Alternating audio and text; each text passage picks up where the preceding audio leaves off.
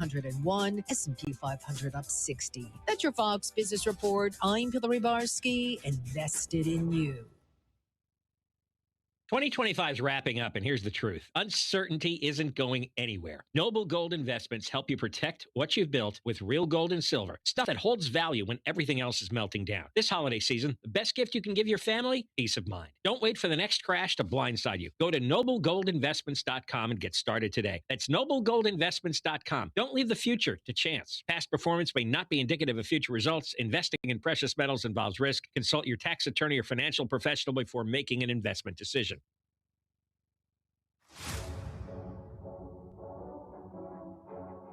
This is a special presentation of high school basketball on WEEU, the voice of Berks and beyond. High school basketball on WEEU is brought to you by Savage Auto Group, Remax Real Estate Agent Phil Macaronis, Keith HVAC, Redner's Warehouse Markets, Diefenbach Snacks, Habitat for Humanity Restore, Chick-fil-A, UECU, Overhead Door of Reading, Spots Insurance, Kuhn Funeral Home, Susan McFadden of Keller Williams Platinum Realty, Shell's Restaurant, Dairy Swirl, and Miniature Golf, Victor Emmanuel Beneficial Society, Brad Coley Goosehead Insurance, Huber's Auto Group, Financial Planning Advisors, Lincoln Plumbing and Heating, Pizza Como, Reading Fight and Phil's, and Celebration Villa of Exeter.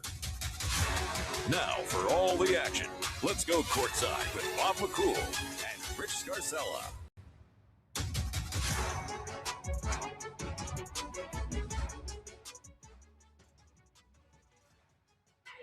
Good evening, everyone, and welcome. WE's coverage of Berks County High School basketball continues tonight from the Geigo Complex in Reading Division I of the Berks Boys Conference. Longtime rivals on the basketball floor. It's the Reading Red Knights and the Wilson Bulldogs. Wilson off to a 4-2 start. They are 2-1 so far in Division I play. Reading Red Knights 3-2 overall on the season, and only one game played so far in division play. That was a game you heard the other night here on WEU when they fell to Muhlenberg here at the Geigo. So the Red Knights and the Bulldogs in an early season matchup for two teams who are perennial playoff contenders in the Berks Conference. That's our matchup tonight. Our high school basketball coverage is presented to you by Savage Auto Group, and we are live with our pregame show brought to you by Shell's Restaurant, Dairy Swirl, and Miniature Golf. Our coverage is available to you on 8:30 a.m. WEU Reading, and also available for you to watch the game tonight on our YouTube channel. That's at 8:30 WEU Sports. It's a free video stream. Watch it in the comfort of your own home. It's the Bulldogs and the Red Knights in our Shell's Restaurant, Dairy Swirl, Miniature Golf pregame show continues from Reading High School after this. Redner's Markets is a part of the Berks County community, proudly employee, local, and American-owned since 1970. Your support has made Redner's a staple, and your continued commitment is rewarded with the Redner's Rewards program. Shopping at the markets earns you big savings with grocery deals, special offers and services, and surprise savings. Rewards members save at the pump, too, with discounts on fuel prices at our 7 Redner's Quick Stops and many more select locations. Shop, earn, and save with the Redner's mobile app. Sign up at the store or online at rednersmarkets.com. Savage 61 Chrysler Dodge Jeep Ram is once again the #1 rated auto dealership in Pennsylvania. Thinking it's time to trade up for something newer? We offer the most insane trade-in values you'll find anywhere. Whether you're looking for a new or certified pre-owned vehicle, our dedicated team will make sure you drive away happy. Visit us today at savage61.com and see why we're Pennsylvania's top choice. To find out how WEU can be your affordable advertising partner, call 610-345-7338. This season, stick with everyone's favorite snack, Diefenbach's Kettle Chips. Legend has it, Mark Diefenbach loved kettle cooked chips so much, he turned his Berks County kitchen into the ultimate snack factory. Now, over 60 years later, we're still making that delicious PA crafted crunch with the same passion and quality right where it all began. So crunch into some flavorful Diefenbach's Kettle Chips today and snack on a delicious tradition. Tonight's pregame show is brought to you by Shell's Restaurant, Dairy Swirl, and Miniature Golf. Fuel up for game day with their delicious burgers, hot dogs, fried chicken, barbecue sandwiches, French fries, and, of course, ice cream. And eventually, when the weather gets a little bit brighter, don't forget about that 27-hole miniature golf course. Visit Shell's on the 5th Street Highway in Temple. Alongside Rich Garcella, my name is Bob McCool, getting you set for the Bulldogs and the Red Knights tonight here on WEU. And Rich, before we kind of dive into both these two teams on a team by team basis, I think it's just kind of an interesting spot for us to be in this position, seeing Wilson and Reading as kind of the newbies on the block. I mean, they're the inexperienced team, and I don't know that we've ever been in that situation where both Wilson and Reading, two Berks County heavyweights, are as, I'm going to say, raw as they are at this point in time in the season. I couldn't agree with you more, Bob, because Wilson is basically a brand new team. They had 7 or 8 seniors in their rotation last year, and the lone holdover is Corell Akings, who's a senior who's played a lot of basketball for the Bulldogs. And then you look at Reading. Reading, of course, lost Jeremiah Kamara, transferred to Berks Catholic. They lost 3 other starters or 2 other starters, and the only 2 they have back are Justin DeCastro and Wesley Rosario. So both Matt Coldren and Rick Perez, 2 of the most successful coaches, not only in Berks County, but in the state of Pennsylvania. This is a challenge. And, it's fun talking to them because they both, you could see the smile on their faces. They're enjoying this because they're doing a lot of coaching. We mentioned that the first game we had with Wilson and Berks Catholic that Matt Coldren felt that way. But you can see them how, we got to get there. We're going to get better. And the other thing is, I think they like the fact that they're not the favorites in Division I and in the county. That would be Berks Catholic. Yes, for sure. And that's the loss that Wilson has absorbed so far. The Red Knights will play Berks Catholic here on WEEU in a week and a half on December the 29th as part of their holiday tournament. We'll have that one for you on that Monday the 29th as they face the favorite in Division I and in the county for that matter. But we had the game between Wilson and Berks Catholic, and the Bulldogs were what they usually are defensively. They held the Saints to just 38 points. The problem is they were only able to muster 28 points. As we talk about that learning curve, and I go back to something that Matt Coldren said to me before the game that night, and that was, don't judge us in December, judge us in February. And I think you could say that about any basketball team, but certainly the Bulldogs. Again, they're the defending county champion, and they know he knows, they know they're going to go through some lumps. And one of the things he talked to us about tonight was playing here, playing in Reading High, playing against in the adverse element that is the Geigo Complex and the Reading fans in front of a big crowd, and experiencing that, in this case, for some of these kids for the first time ever. It's not just the environment that they have to adjust to. They have to adjust to the physical nature of the way Reading High plays basketball. Remember, they don't play each other in the Summer League. Reading is not in the West Reading Summer League. Wilson plays Berks Catholic, plays other schools. So for a lot of these guys on the Bulldogs roster, this is going to be an awakening. This is going to be, this is the way it's played. It's going to be a very physical game. I didn't think the Wilson Berks Catholic game was especially physical, the game that we had the first game of the year, but I think this one will be. And that's how Reading likes to play. They're very aggressive. They're attacking. And we saw that last week in their 3-point loss to Muhlenberg. And then when you take a look at the individual pieces of the puzzle for the Bulldogs, and again, it's a team that's averaging a little bit over 50 points per game. But as we said that night against Berks Catholic, they really struggled to score with the basketball. And one of the pieces, the biggest of the returning pieces in terms of experience, is Corell Akings. And at this point in time, we've seen some glimpses of promise from the scoring standpoint for Corell Akings, but still under 10 points per game. He did have a season high of 16 in a non-leaguer against Pottsville. But we do know that Corell Akings is capable of scoring double digits on a regular basis. And quite frankly, with this team, he has to. Yeah, I think Matt Coldren wants to see Corell step up, not as a leader necessarily with his words, but step up with his play, because he's been the young guy for the last 3 years. He's been playing with older guys. Now he is the guy. He is the leader of this team in terms of experience, maturity, and leadership. He checks all those boxes. I think that's really important for him to play, to be aggressive offensively. We saw against Berks Catholic, there were stretches that he disappeared. I mean, and that had a lot to do with the Berks Catholic defense.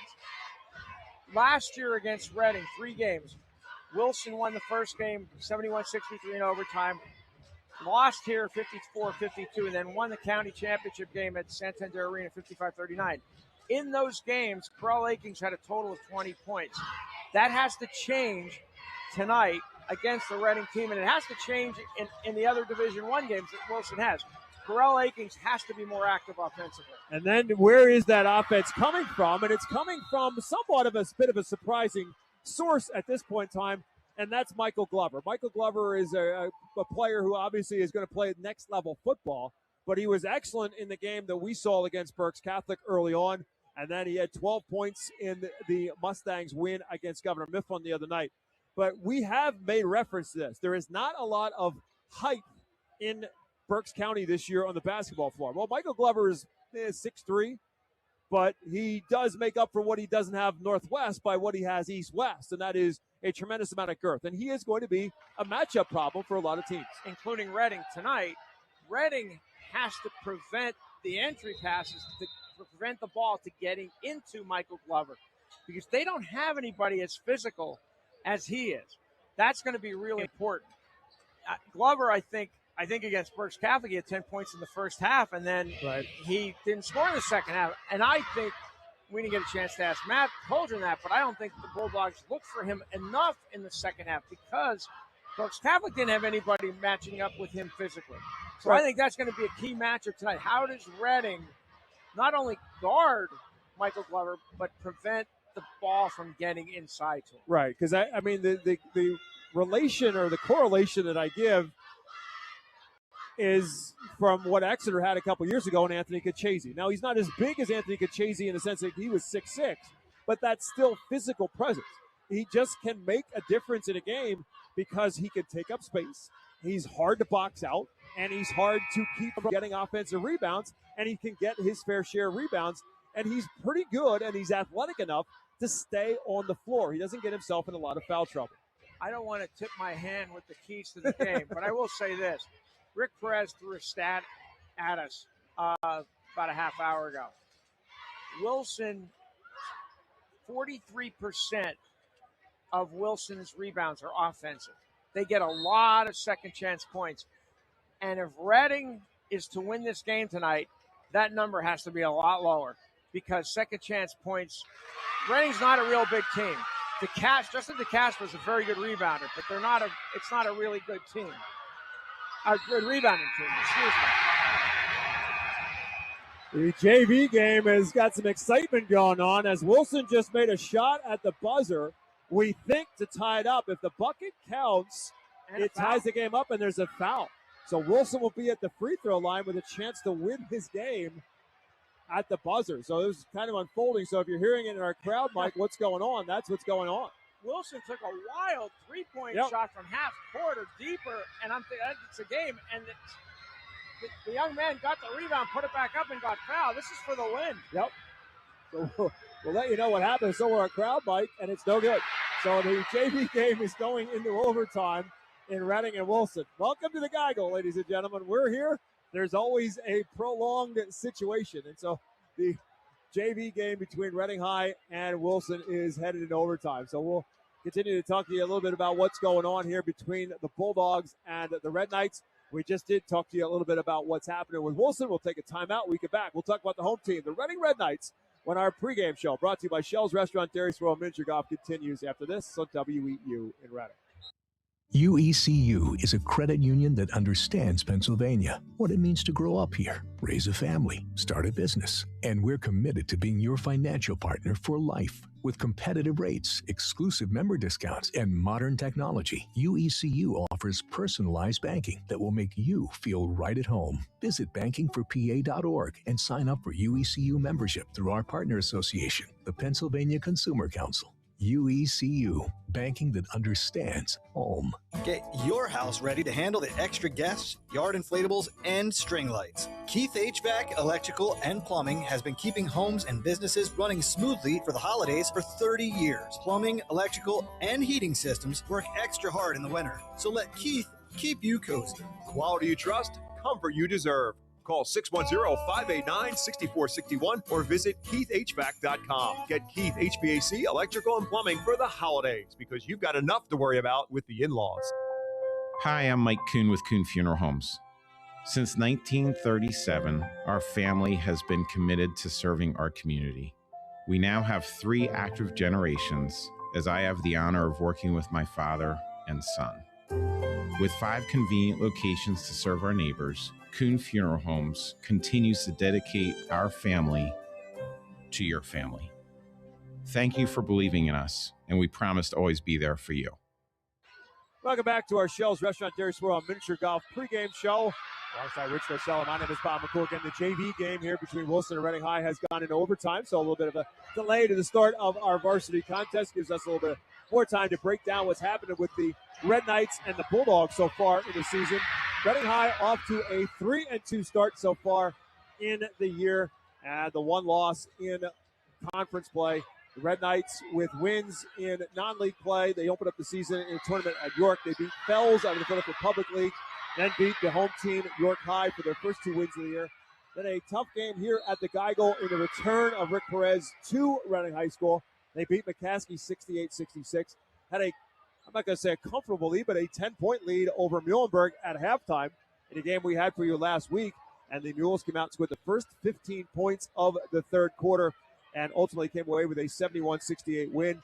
And then on Saturday, the Red Knights made the trip up to Hazleton, had a double-digit lead in the second half against the Cougars, and ultimately lost in overtime in that one, 84-80. So, Rich, I go back to something that Rick Perez said to us before that Muhlenberg game, and that was his team was 3-0 at that point in time, and he said that what we need to do is we need to learn how to lose a little bit, that they have to accept that you're not going to win every game, you're not going to win every battle, you're not going to win every fight, you're not going to win everything.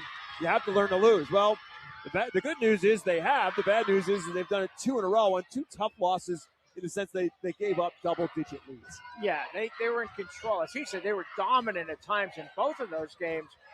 They lost to 2 very good teams. Hazleton, I don't know if you remember, Bob, knocked off the District 1 champ, Conestoga, in the state tournament last year. And coached by a friend of mine, Pat Brogan, who was a terrific player at Hazleton. But nonetheless, Rick Perez said we played well, and then we just, as he said against Muhlenberg, we flatlined. And you could see once Muhlenberg started making baskets that you could see the body language on the Reading players was not very good. And Rick is clearly aware of that and said it's a work in progress, and he's trying to teach these kids. He hasn't been with them for 3 years, because the last 2 years he was at Muhlenberg. So he's kind of teaching them his way about how to do things, how to handle things.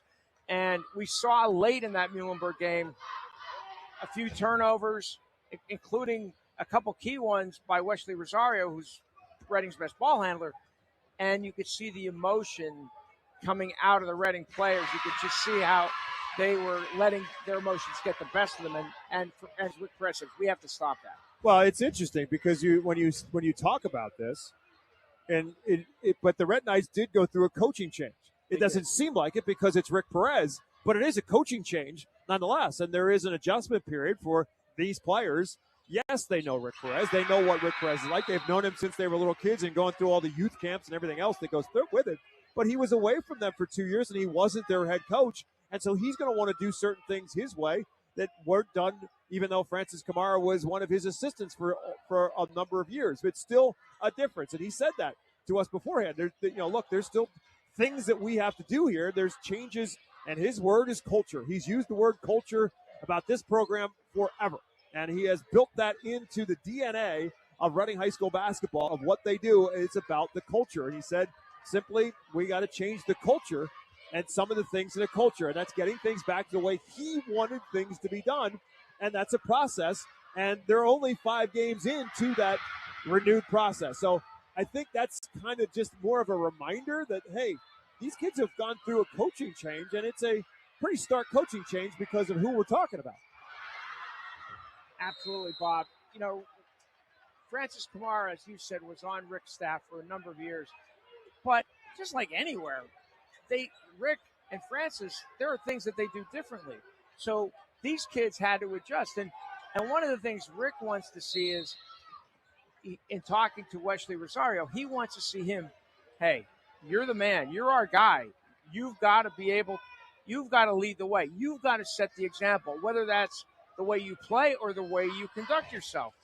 And, we know Wesley's a terrific player, can handle the ball and distribute the ball as well as anybody in Berks County, maybe better than anybody in Berks County. And Rick wants to see him just exude that leadership and that poise that he needs from the leader on his team. So that's kind of what we're talking about. But one of the things I was curious about, and I've talked with Brian Bankert, who's been an assistant coach. He was with Rick Perez, and he was with Francis Kamara, and he has stayed on the staff now with Rick Perez. And I said, going into this, I honestly thought that for Reading High, one of the things I was curious about was whether or not they would have the offense to be able to win. I knew with Rick Perez that they would do the little things and they would play hard. I know it was never going to be a question. It's never a question for Reading High. That's what they do with Reading High. They play 32 minutes of basketball every night.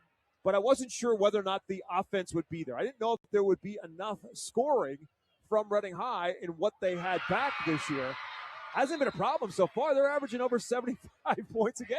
Right. I mean, they have four guys averaging in double figures. The Castro's at 22.5. Rosario at 18.4. Merriweather, who will not play tonight because of a concussion, is at 14.8. And Jameer Jacob at 10 flat.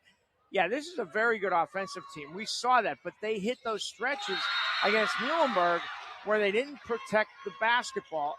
They committed 23 turnovers. When I told Rick that tonight, he was a little surprised, but that's what I had him for. We had what? Yeah, 23. Just made him mad, Rich. Yeah, 23 turnovers, and you can't do that no matter how fast the pace is that Reading plays at. You've got to protect the basketball and play under control. And that's what I think is going to happen tonight. I think you're going to see fewer turnovers by the Red Knights. They have to protect the ball better if they want to beat Wilson.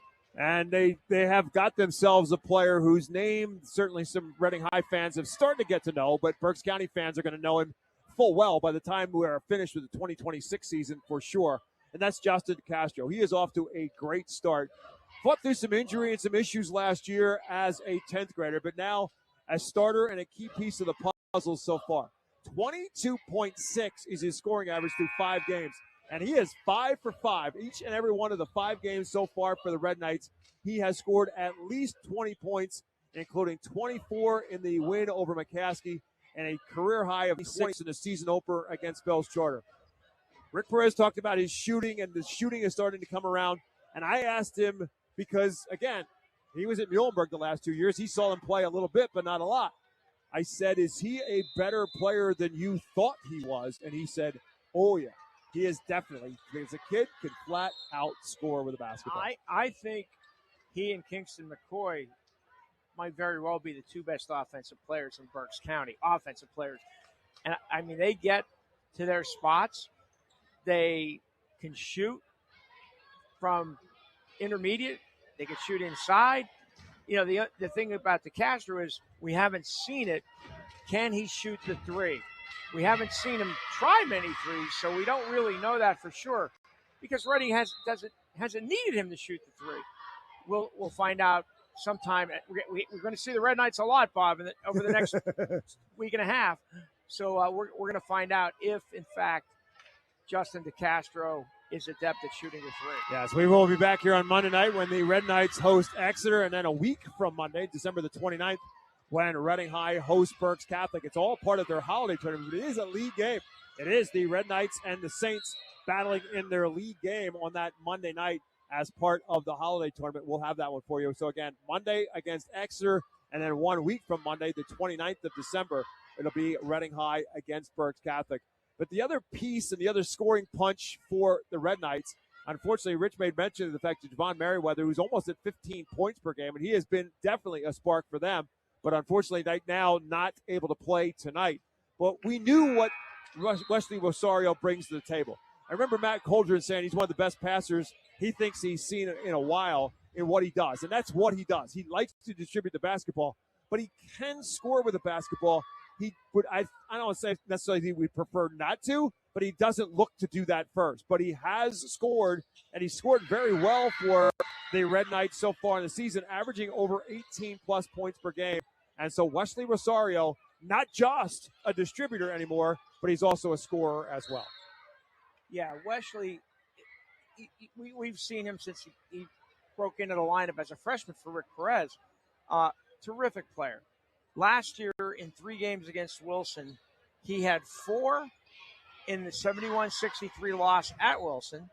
He had 14 in the 54-52 win here for Reading, and then just 5 in the championship game loss to Wilson. That's not a coincidence. Wesley Rosario needs to score for this Red Knights team to succeed.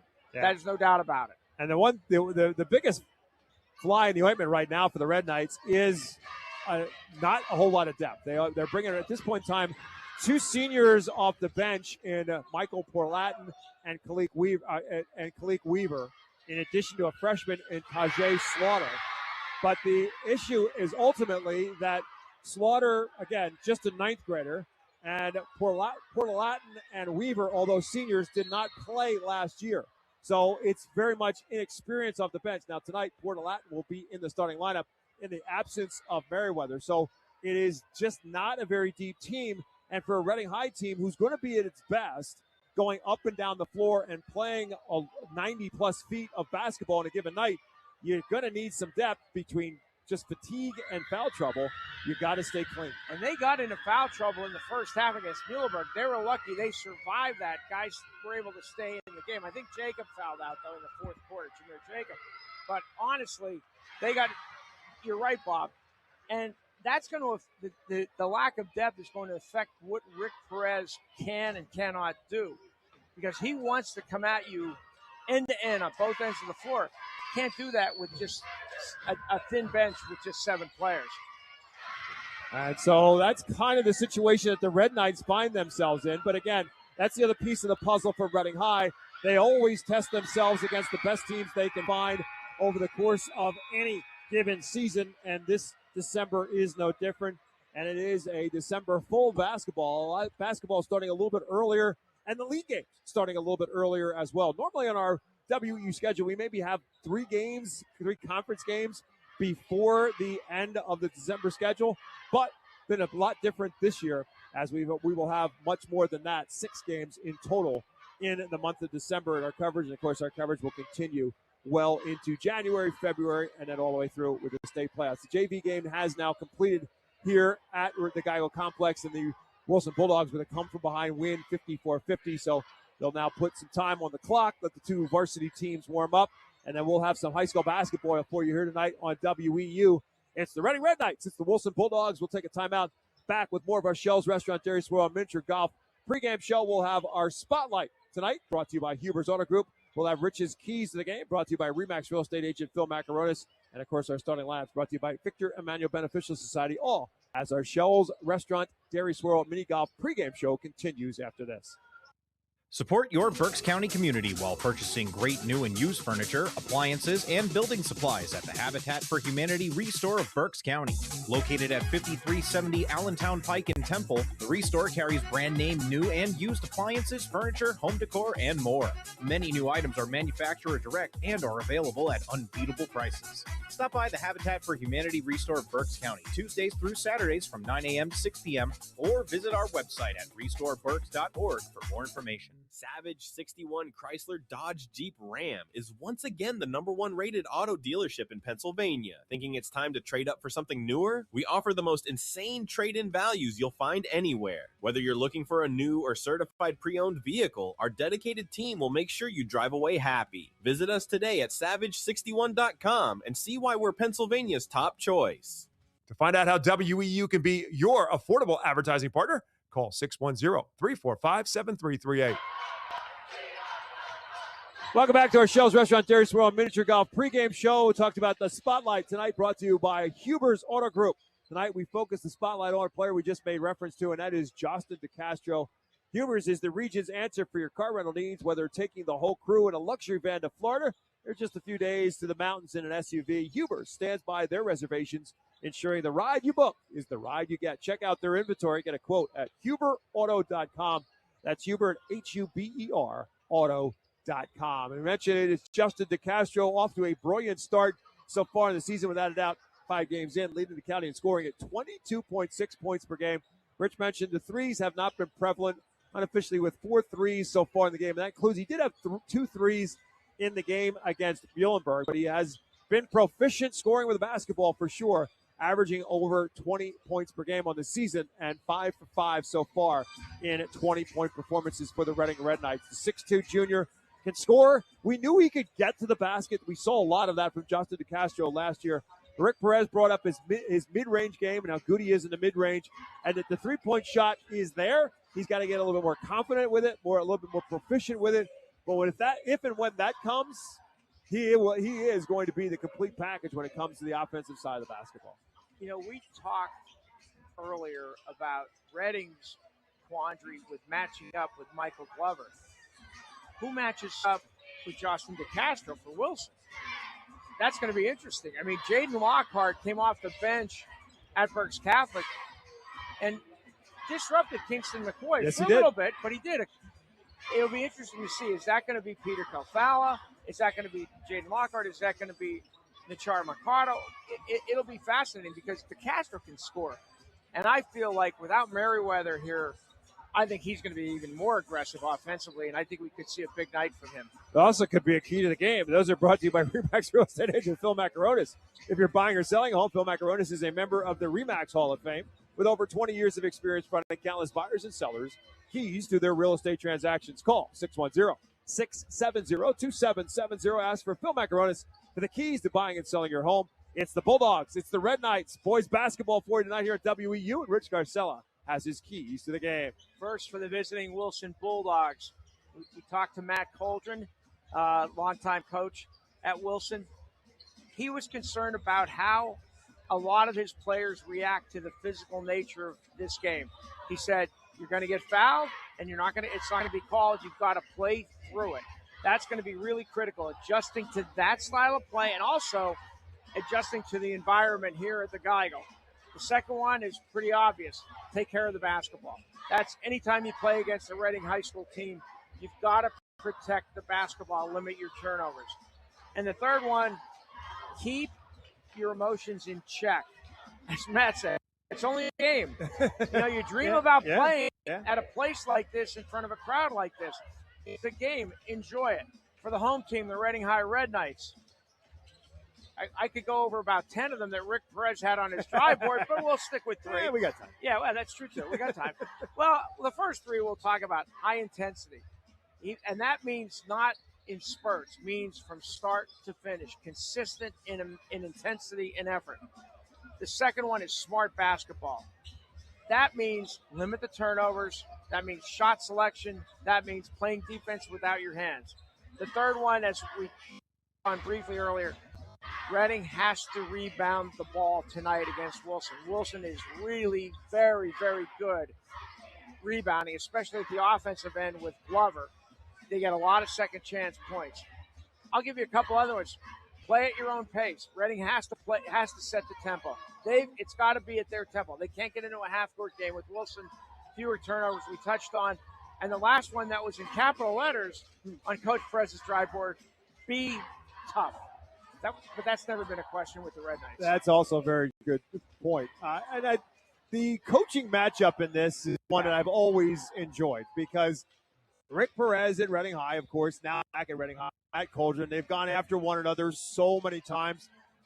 There was a couple seasons where they went after each other 4 and 5 times, getting district playoffs, and played each other for a district championship 2 years in a row. And almost were, if it wasn't for COVID getting shut down, they all met a 5th time for a state championship. They were tracking that way. And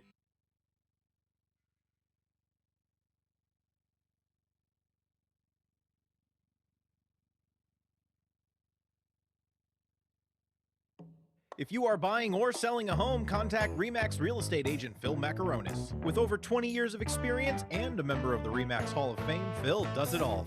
From residential to commercial real estate sales. And with his large catalog of repeat and referral customers, you know you can depend on Phil Macaronis. no matter where you're looking for your next home. Call 610-670-2770 or call Phil directly anytime at 610-858-4555. High school basketball stands for is what Matt Coldren admires and respects. He admires the fact how it's the winningest program in the state of Pennsylvania. They've won 3 state championships since 2017. And then there's the competition with Rick Perez, who is a Wilson graduate, by the way. But it's all of that. It's the whole picture. And I think both of these coaches love these kind of games, and especially Wilson versus Reading. Tonight's Starting Labs are brought to you by Victor Emmanuel Beneficial Society. They've been serving authentic homemade Italian dishes for over 110 years. New memberships are now being accepted for only $10. The facility at 311 Hazel Street in Reading is also available for rental for private parties, banquets, and celebrations. Victor Emmanuel, Taste of Italy, right here in Reading. For the Bulldogs, 4-2 on the season. We mentioned their rundown for Reading's game. Did not do that for Wilson. The Bulldogs with wins over Abington and Pottsville in non-leaguers. They lost their season opener to Central Dauphin. And so far, 2-1 in Berks Conference play. The game we had for you early, they lost to Berks Catholic 38-28. They beat Governor Mifflin on Tuesday night by a final score 55-44 in West Lawn. And then they also beat Twin Valley in their first of their crossover games by a comfortable 64-34 score. So off to a 2-1 start so far in conference play. But Matt Coldren at his alma mater, 25th season at Wilson as the head coach after serving as a protege with Reggie Weiss as his assistant for a number of years, and of course played for Reggie as well. 436 wins and 206 losses in the run for Matt Coldren. That puts him 5th all-time in Berks County High School boys basketball, behind number 4, Reggie Weiss, who in boys basketball competition won 458 games. Reggie total won 564 games because he coached a couple seasons with the Muhlenberg girls. But right now, Matt Coldren is getting inch by inch a little bit closer to his mentor in Reggie Weiss in terms of career wins. 6th all-time in the county, 5th all-time in Berks County boys basketball with his 436 wins. And for the Bulldogs, they will start with the inside combination of Michael Glover, 6'3", and a junior, and then it's Peter Calfalo, who's been their best scorer so far in the season, 6'2", and a senior. Didn't get a whole lot of playing time for the Bulldogs last year, but he has become a much bigger and better piece of the puzzle so far in the beginning of his senior year, averaging at 12.5 points per game. And then it's Corell Akings. It's the 5'10 senior guard, averaging just under 10 points per game. But the scoring so far has been a little bit of hot and cold for Corell Akings to this point in time in the game. But he is obviously their most experienced players. And then it's Nehemiah McLean, 6'2 senior, along with Nashar Machado, one of several sophomores who will see a lot of playing time for the Bulldogs over the course of the season. Machado is a 5'9 sophomore.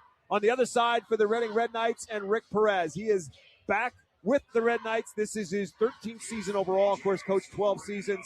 And then the 2 years as an assistant coach, the last 2 years at Muhlenberg. And now back here. So this is his 13th season as a head coach at Reading High.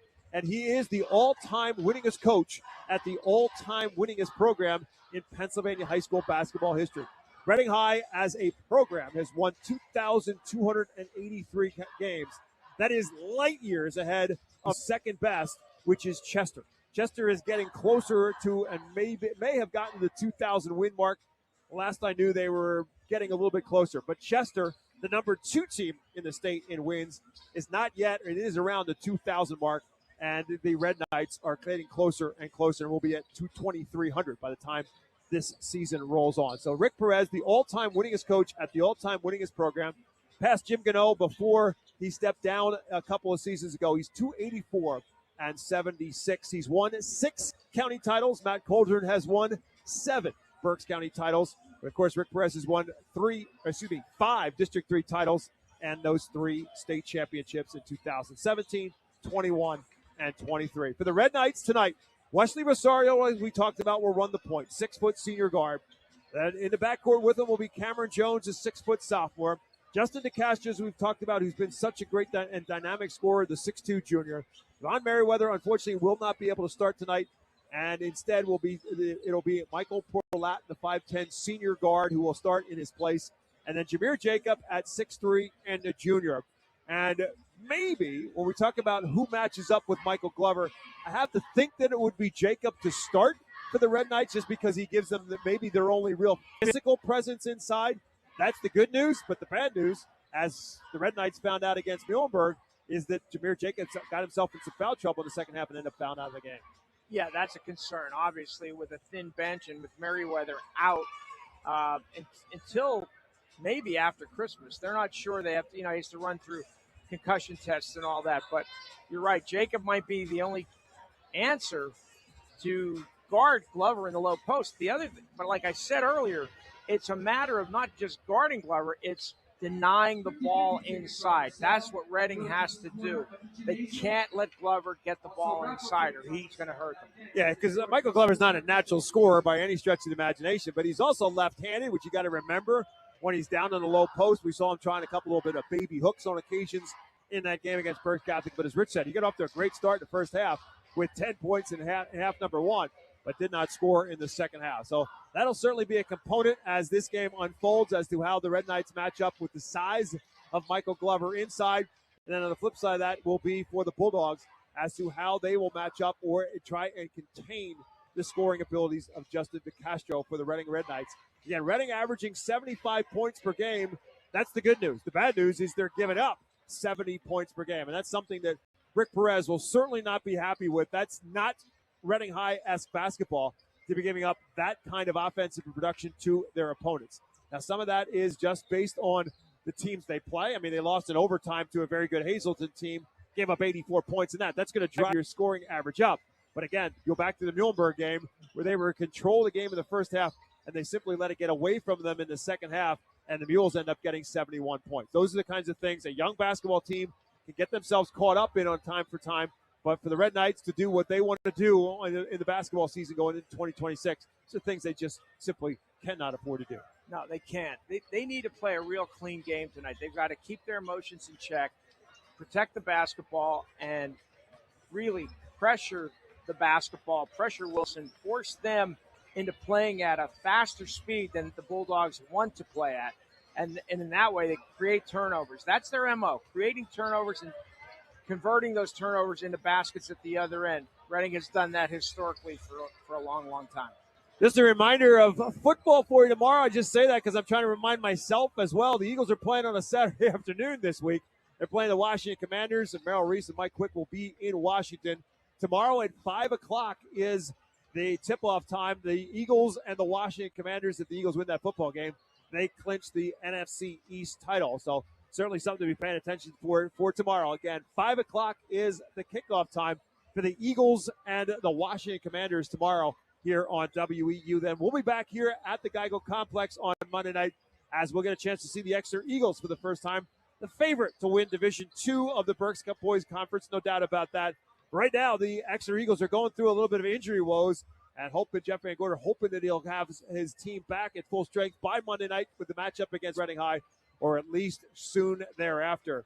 For the Eagles and the Red Knights on Monday night, and then again, the following Monday, the 29th of December, WEU back at the Geico here for the matchup between Berks Catholic and Reading High. And just because I've had so many people ask me about it, we'll tell you a little bit about why it's become that way. Berks Catholic had played in the Bishop McDevitt Christmas tournament over the last couple of years. Reading High had lost. Chester was supposed to be in the tournament. Chester opted out of playing it. So the Saints were looking for a date. The Red Knights were looking for a date. Berks Catholic said, hey, we'd like to play in your holiday tournament since we can't play in the McDevitt holiday tournament. Reading High said, we'd love to have you. And then they said, well, you know what? Why don't we just play each other? And since they're going to play each other, it was ultimately their league game. So they'll play their first of two matches here at the Geico Complex as part of that holiday tournament. It'll be the second game on Monday night. And then the two teams, obviously, the winner of that game will be in the championship, the loser in the consolation game of the Reading Holiday Tournament. And then they'll meet later on in the month of January at Lloyd Wolf Gymnasium. So that's the reason why Berks Catholic is playing here at the Geico on December 29th as part of Reading's holiday tournament. Hope you got all that. There'll be a quiz when we get there on December 29th. We are moments away from tip-off time here at Reading High School as the Wilson Bulldogs, the Reading Red Knights, are set to be introduced. We'll remind you of those starting lineups as they're introduced here at the Geico Complex. For Matt Colgin's Wilson Bulldogs, it'll be Carell Akings in the backcourt, along with Deshar Machado and Nehemiah McLean. McLean, Akings are seniors, along with Peter Kalfala inside at 6'2", and a senior, and Michael Glover, the 6'3" junior. That's the starting five for the Bulldogs. Reading Red Knights, not a very deep basketball team, even thinner tonight as they're missing a starter in Javon Merriweather. Wesley Rosario will be in the backcourt, 6-foot senior, along with the 6'2" junior in Justin DeCastro, and Cameron Jones, the 6-foot sophomore. Jameer Jacob gives them a little bit of size inside, the 6'3" junior, and then Michael Perlatin will be in there as the starter. So they lose a little bit of size with the absence of the 6'2" Javon Merriweather by replacing him with Michael Perlatin. But they also lose the scoring punch because Merriweather, just a 10th grader, is really starting to develop into a much more of a third option for Reading High offensively. With DeCastro at 22.6 a game, Rosario at 18.4, and Merriweather now just under 15 points per game. So they're hoping to get him back in the next week or so, hoping that if it's not by Monday in the game against Exeter, that it would be next week in a non-leaguer against Cheltenham. So that's kind of the landscape for the Bulldogs and the Red Knights. And when we come back, it is finally tip-off time at the Geigle. Wilson, Reading High, live on 8:30 a.m. WEEU in Reading. Noisy, squeaky, or uneven garage doors? Do they snap, crackle, or pop? Having trouble opening or closing? Get a garage door tune-up now from Overhead Door Reading. For just $99, we'll inspect, lubricate, and adjust your garage doors so they run smoothly and quietly. Don't get stuck in the driveway this winter. Call today and ask for our tune-up special. Serving the community since 1965. Overhead Door Reading. We're more than just doors. OverheadDoorReading.com. Spots Insurance Group is a proud sponsor of Berks County Sports. We're an award-winning nationwide agency you can trust, insuring what means most to you for over 32 years. We specialize in auto, home, renters, business, and life insurance. Remember, when you think insurance, think Spots. Visit us at spotsforinsurance.com. That's SPOTTS, 4, insurance.com.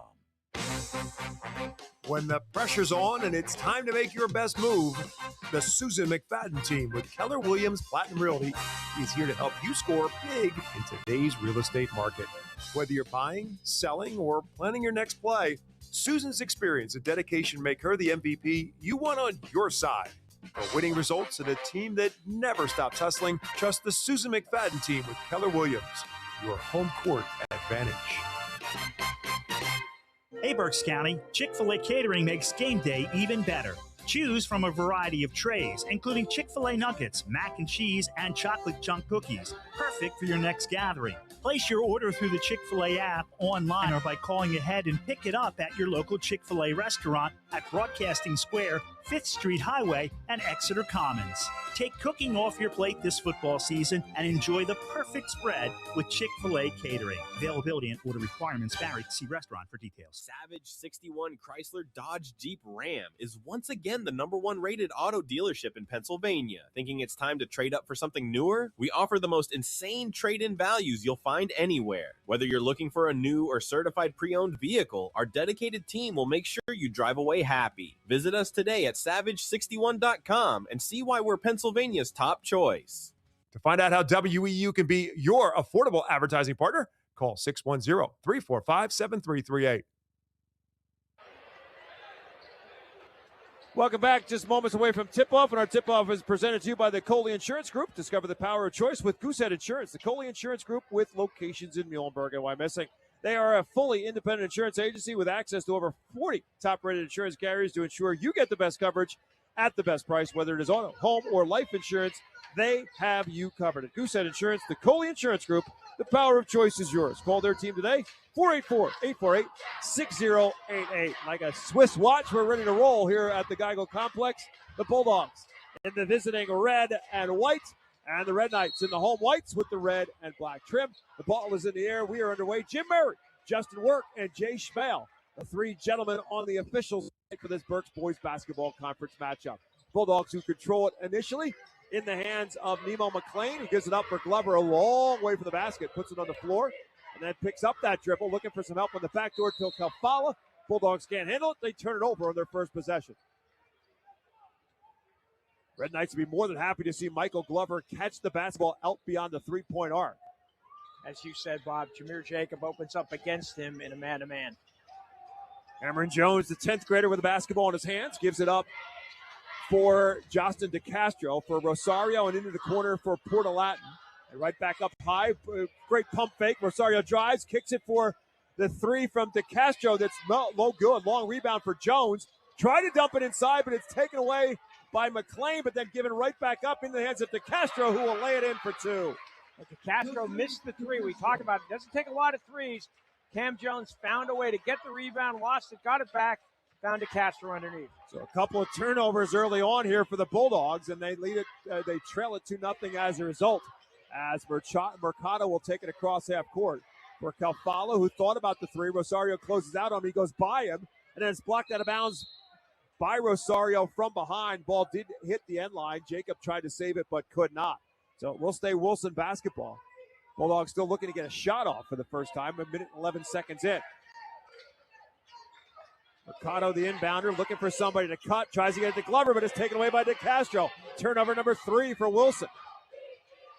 Mercado trying to make him pick up his dribble. Cameron Jones has to get it. A long three for Jones is off the front of the rim. Nothing but Bulldogs underneath, gathered up by Glover.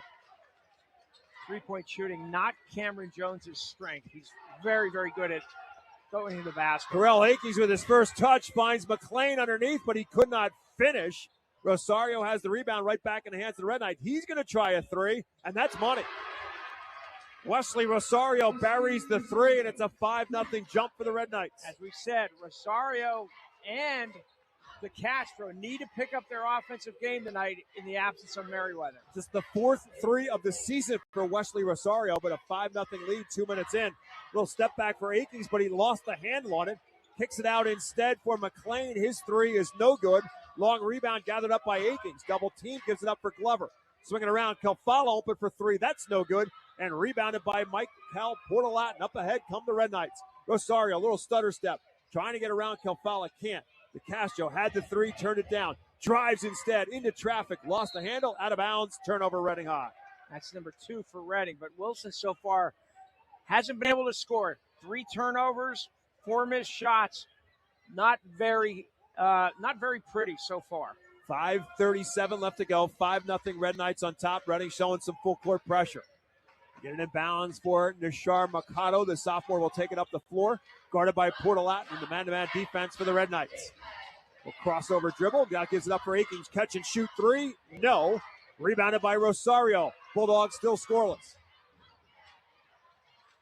Flips it around for DeCastro and right back to Rosario, the table setter. Rosario pointing people in the direction he wants them.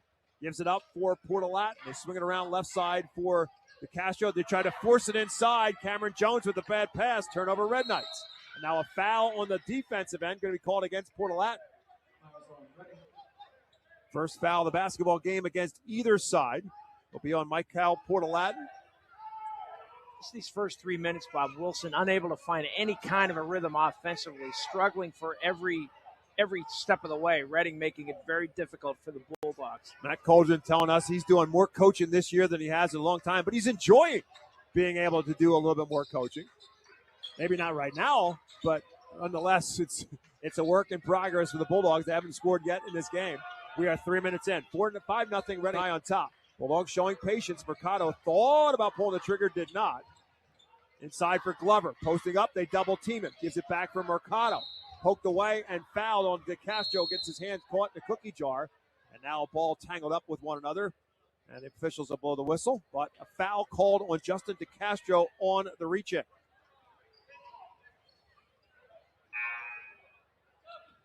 Substitution into the game for the Bulldogs. Kaylor Cornish will come in. 6'1" sophomore checks in. And McLean will come out. And no, he turned over, and they did. Glover tried to save it in the corner and could not. Back come the Red Knights. DeCastro threw a lot of traffic with a left-hand switch for two. He finds a way to score, and he's so dangerous inside 8 feet of the basket. 7-0 Reading High on top. 4:30 left to go, and now another foul. That's going to be on DeCastro, number 2. That's not good for Reading because they're already thin, and he's their leading scorer. He's got 2 fouls here in the first 3.5 minutes. How much of a gambler is Rick Perez? He is going to go to the bench right now, bring Brandon Dunn in, 5'10 sophomore who has not seen a whole lot of time so far. So he's coming in to Castro to the bench. 4:29 left to go in the first quarter. Reading High up 7-0. Bulldogs inbounding underneath after the Castro foul. Go all the way into the backcourt to get it into the hands of Cornish. Cornish with a drive to the basket, no good, but he's fouled. That's going to be on Rosario. So that's number 4 in the team fouls against Reading High. So they've only got one more to give, and Wilson's in the bonus for the rest of the quarter. There's still 4:23 left to go in the first. Yeah, boy. Reading, I don't know what Rick Perez will do if Rosario picks up a second one here in the next minute or so. Cornish at the free throw line finally gets the Bulldogs on the board by making the first of 2. Cornish 6 for 11 now at the free throw line on the season. 10th grader gets another coming his way. Bob, you see how much respect Rick Perez has for Michael Lever. He is double teaming him. Reading's double teaming him anytime he touches the ball. 2 for 2 at the free throw line for Cornish. The Bulldogs on the board, 7-2. Red Knights on top, 4:15 left to go in quarter number 1.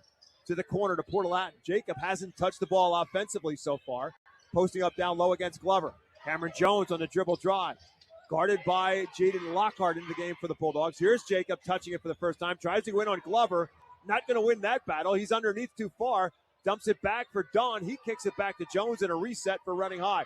No, it's not. Portalatin's going to fire a 3. That's no good. And rebounded by Carell Akings. So not a good set that time for Reading High. Wilson trying to take advantage of it. Cornish in the open floor. Gives it up for Lockhart. Swinging around right side to left and into the corner for Kafala. Trying to get away from Portalatin. Gives it out long 3 for Akings. That's too short.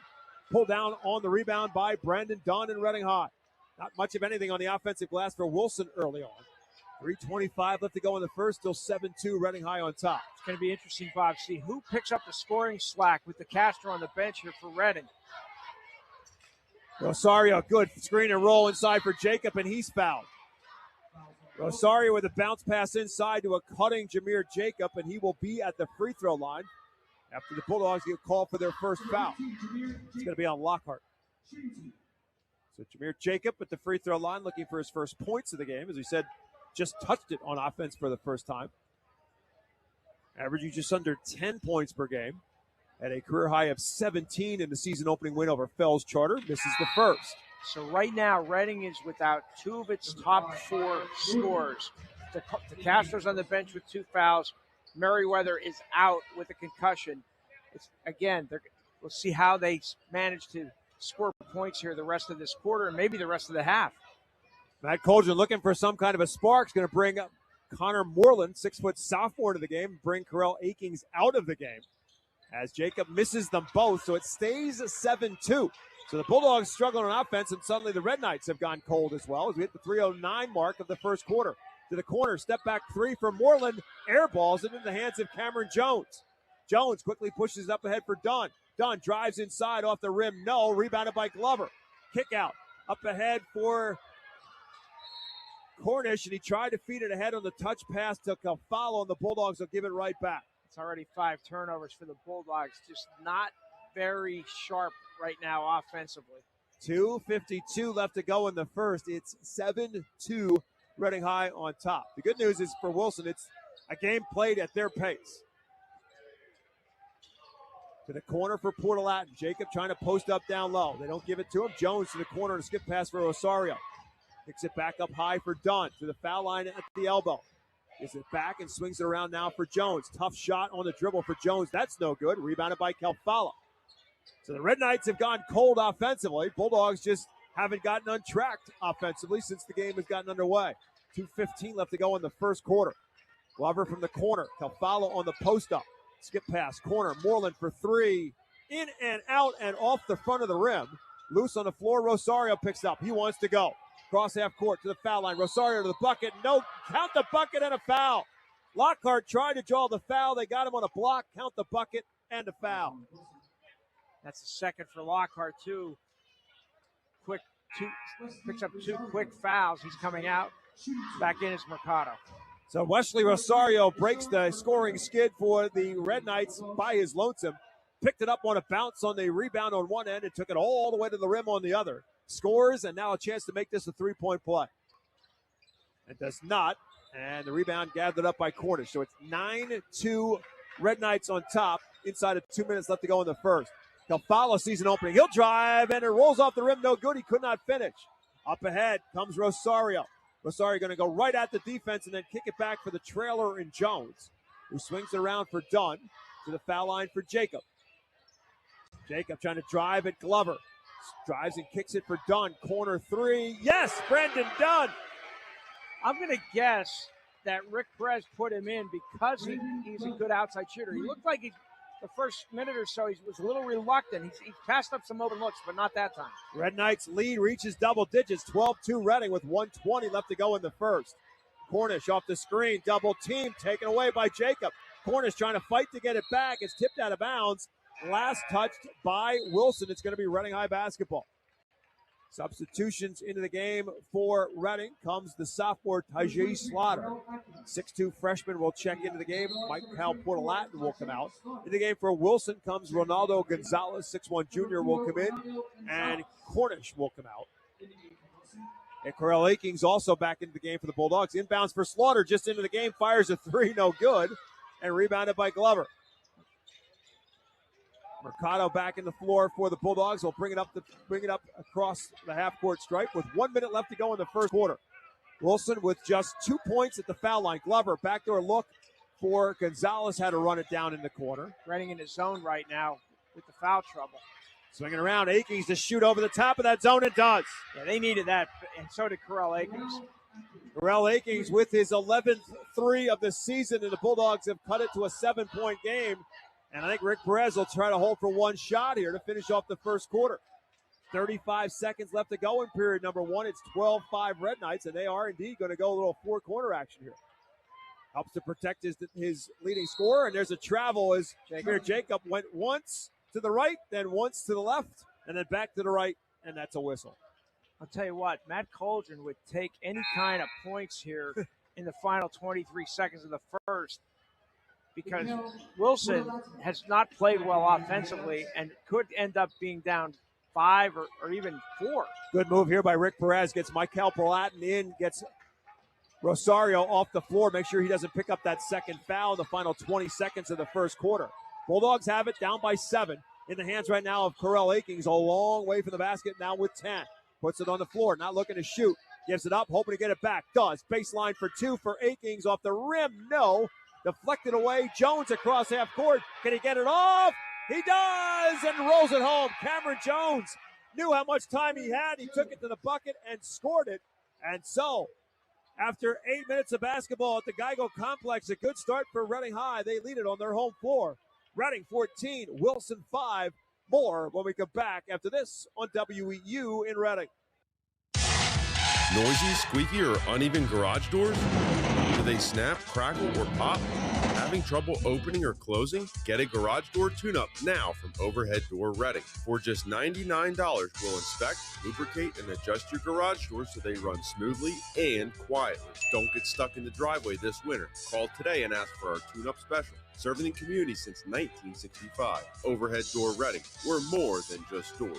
OverheadDoorReading.com. Spots Insurance Group is a proud sponsor of Berks County sports. We're an award-winning nationwide agency you can trust, insuring what means most to you for over 32 years. We specialize in auto, home, renters, business, and life insurance.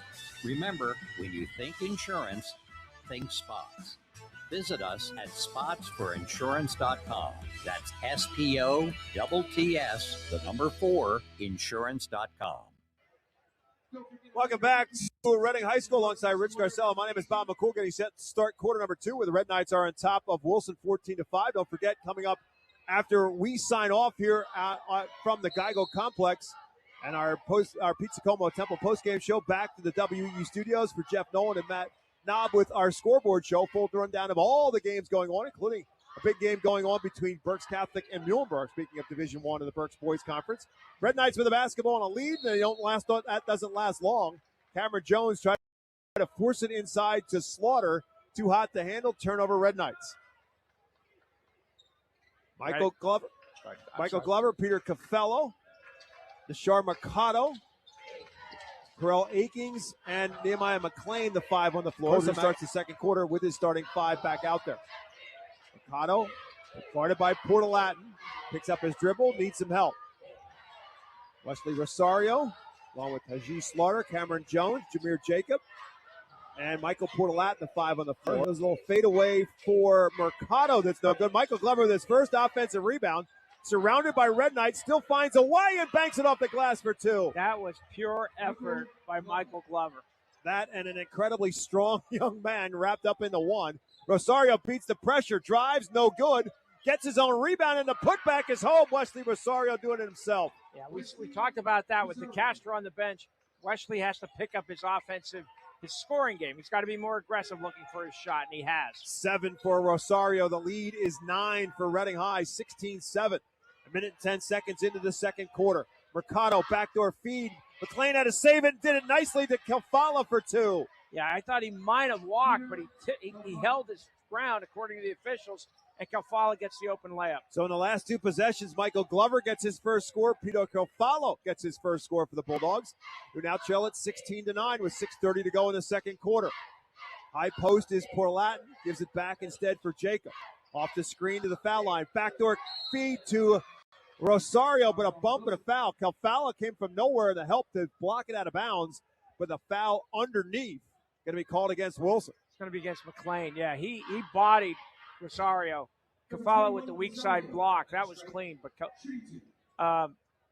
McLean bumped him going to the basket. So it puts Rosario at the free throw line. Rosario 0 for 1 at the stripe so far on the night. The Red Knights 0 for 3 as a team. It's one of the things that Rick Perez's teams really became over the course of his last 4 or 5 years as the head coach at Reading High before taking the time away. They really were a really good free throw shooting team. They're just about 66-67% right now on the year.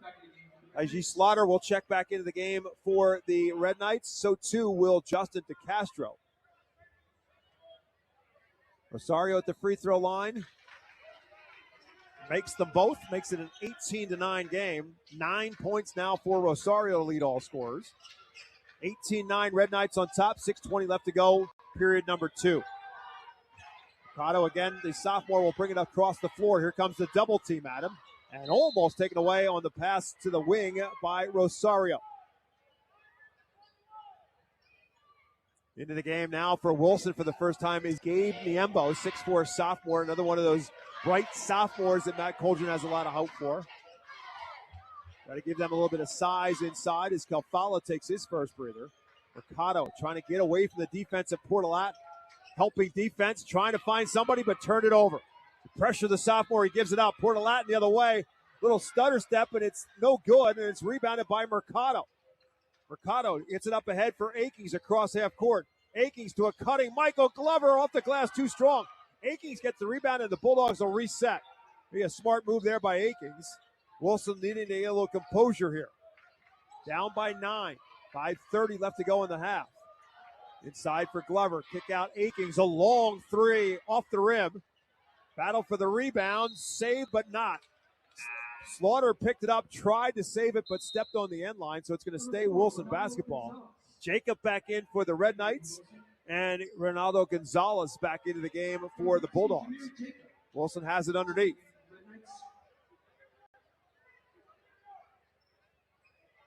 Justin DeCastro back on the floor for Reading, playing with 2 personal fouls. Again, have to go all the way into the backcourt. Cameron Jones knocks away. Akings has to pick it up. Nothing comes easy against the Red Knight defense. Not even an inbounds pass. No, they're overplaying everything, and Wilson just can't get behind them. Ronaldo Gonzalez with a step back off the Glover 3 and buried it. Huge bucket for the Bulldogs. Makes it an 18-12 game, and now a turnover by Reading High on the other end. So big potential swing here for Wilson if they can cash it in after the Red Knights' second turnover this quarter. Now Glover's going to take a breather as Kaylor Cornish will come back in. 5:04 left to go in the second quarter. Red Knights lead down to 6.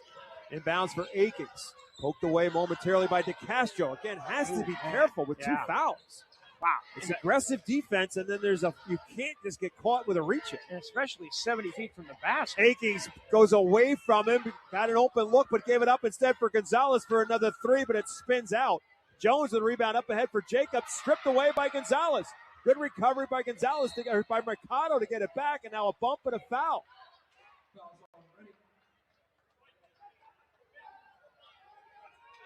I believe it's on Jameer Jacob. It is. That's his first. Red Knights first of the second quarter.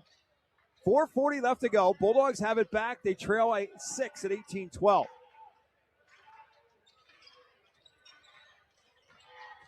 Cornish drive, pounded and fouled by Rosario, and that's going to be number 2 on Wesley Rosario. Number 2 on the Red Knights as well. So the prime 2 players, Wesley Rosario and Justin DeCastro for Reading High, both now with 2 fouls. With 4 minutes and 30 seconds left to go in the second quarter. Let's see if Rick Perez decides to go zone here. He's in man-to-man coming out of on the inbounds play. Looks like man. I was going to say, if not, you've got to figure that Matt Coldren's going to have his players go after Rosario and DeCastro to try to get him out. Right now, it's the hands of Mercado a long way. Niembo sets the screen for him. DeCastro guards him. He gets it up instead for Gonzalez, guarded by Rosario. Rosario reaches in, pokes it away. Gonzalez needs some help, gets it from Akins. 4 minutes left to go in the second quarter. Cornish to the baseline. Gonzalez. Nothing there. Reading just recovers too quickly. Bulldogs stagnant right now on offense, looking for somebody to break open. Mercado will take it himself. Step back for 2. No. Rebounded by Cameron Jones. Outlet up ahead. Good pass for Rosario. Rosario drives, misses the shot. Mercado has the rebound. Bulldogs with a man advantage until Rosario can recover. Cornish dumps it inside for Niembo, who will lay it in for 2. That's a big transition. Reading looked like they were going to score. Rosario missed the layup. Wilson scores a layup at the other end. Bit of an absence in between, but a 5-0 run for the Wilson Bulldogs has closed this to a 4-point game. Rick Perez has seen this story unfold before, so he's going to call a timeout here. We will take one with the Red Knights with 3 minutes and 17 seconds remaining in the second quarter. What was once a 10-point Reading lead is now a 4-point Red Knight lead. 18-14. We come back with more high school basketball presented by Savage Auto Group live on WEEU.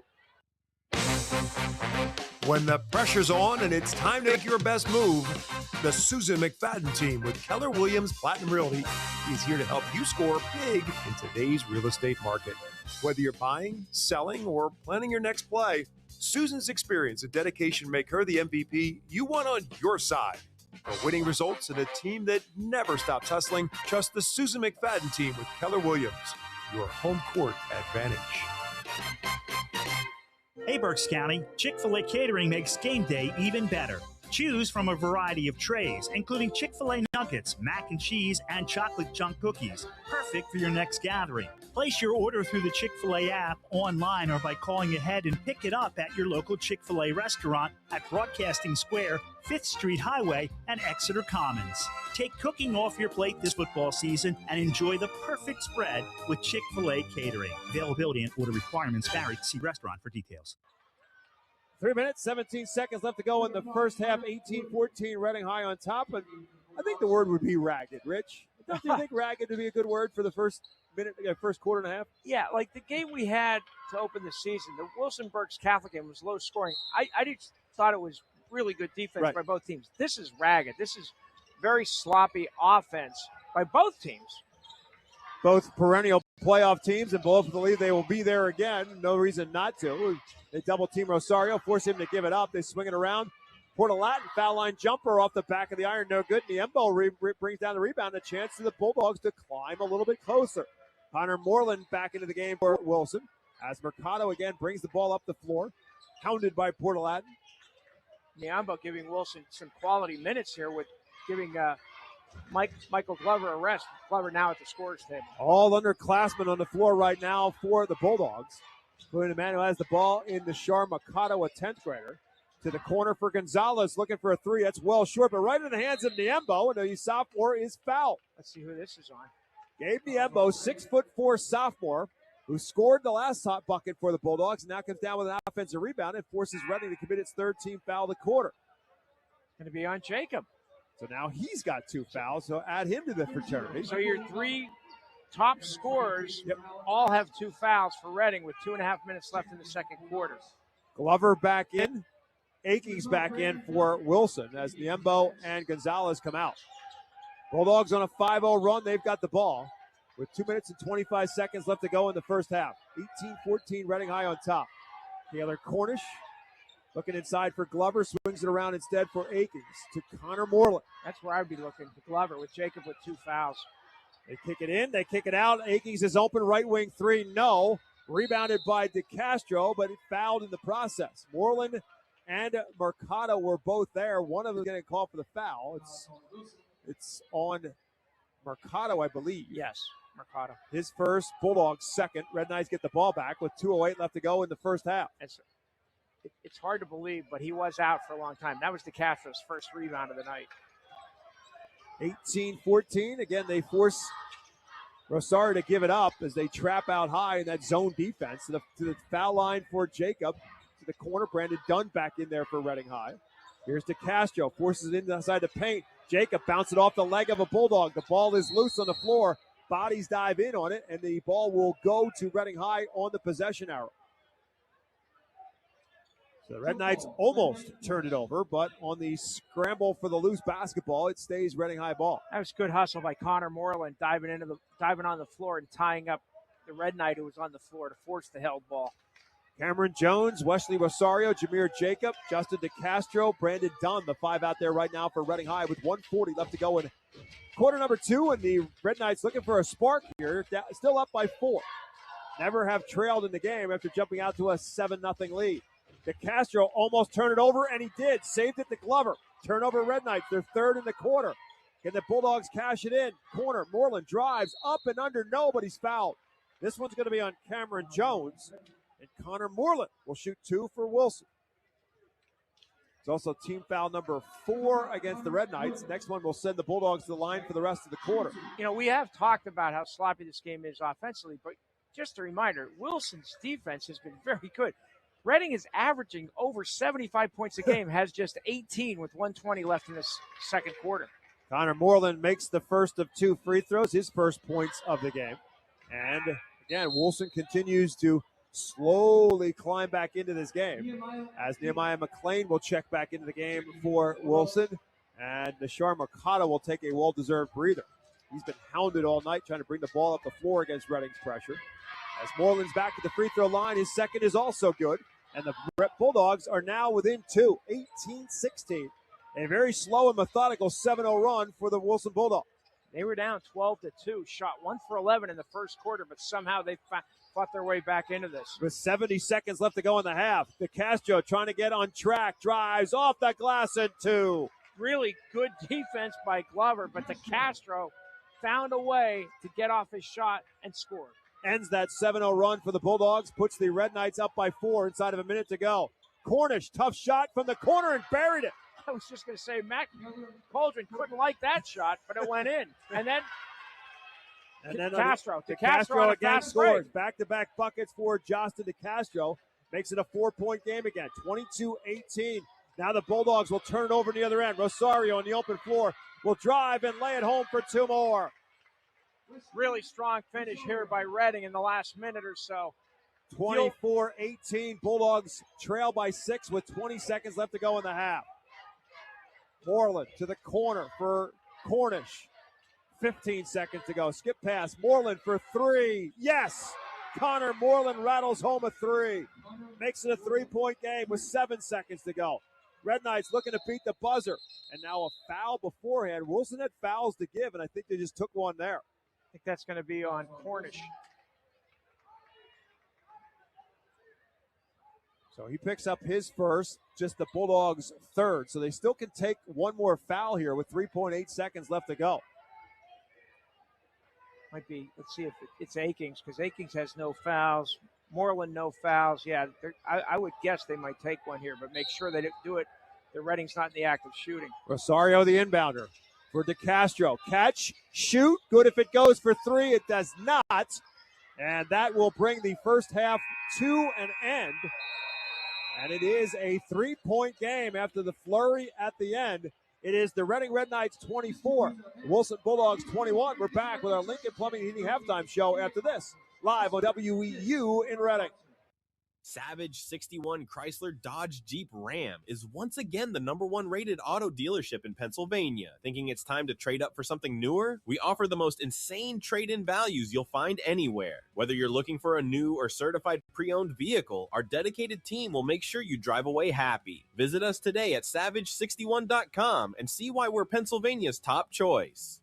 To find out how WEU can be your affordable advertising partner, call 610-345-7338. Shop, earn, and save with the Redner's Rewards Program. Purchase select items at Redner's Markets and unlock big savings on groceries with fantastic deals like buy 3, get the 4th free. Redeem your points and save on fuel at one of our 7 Redner's Quick Stop locations throughout Berks County, and treat yourself to made-to-order sandwiches, fried chicken, coffee, and more. Discover tons of special offers, digital deals, and surprise savings available to rewards customers. Start saving today. Simply sign up at the store or online at rednersmarkets.com.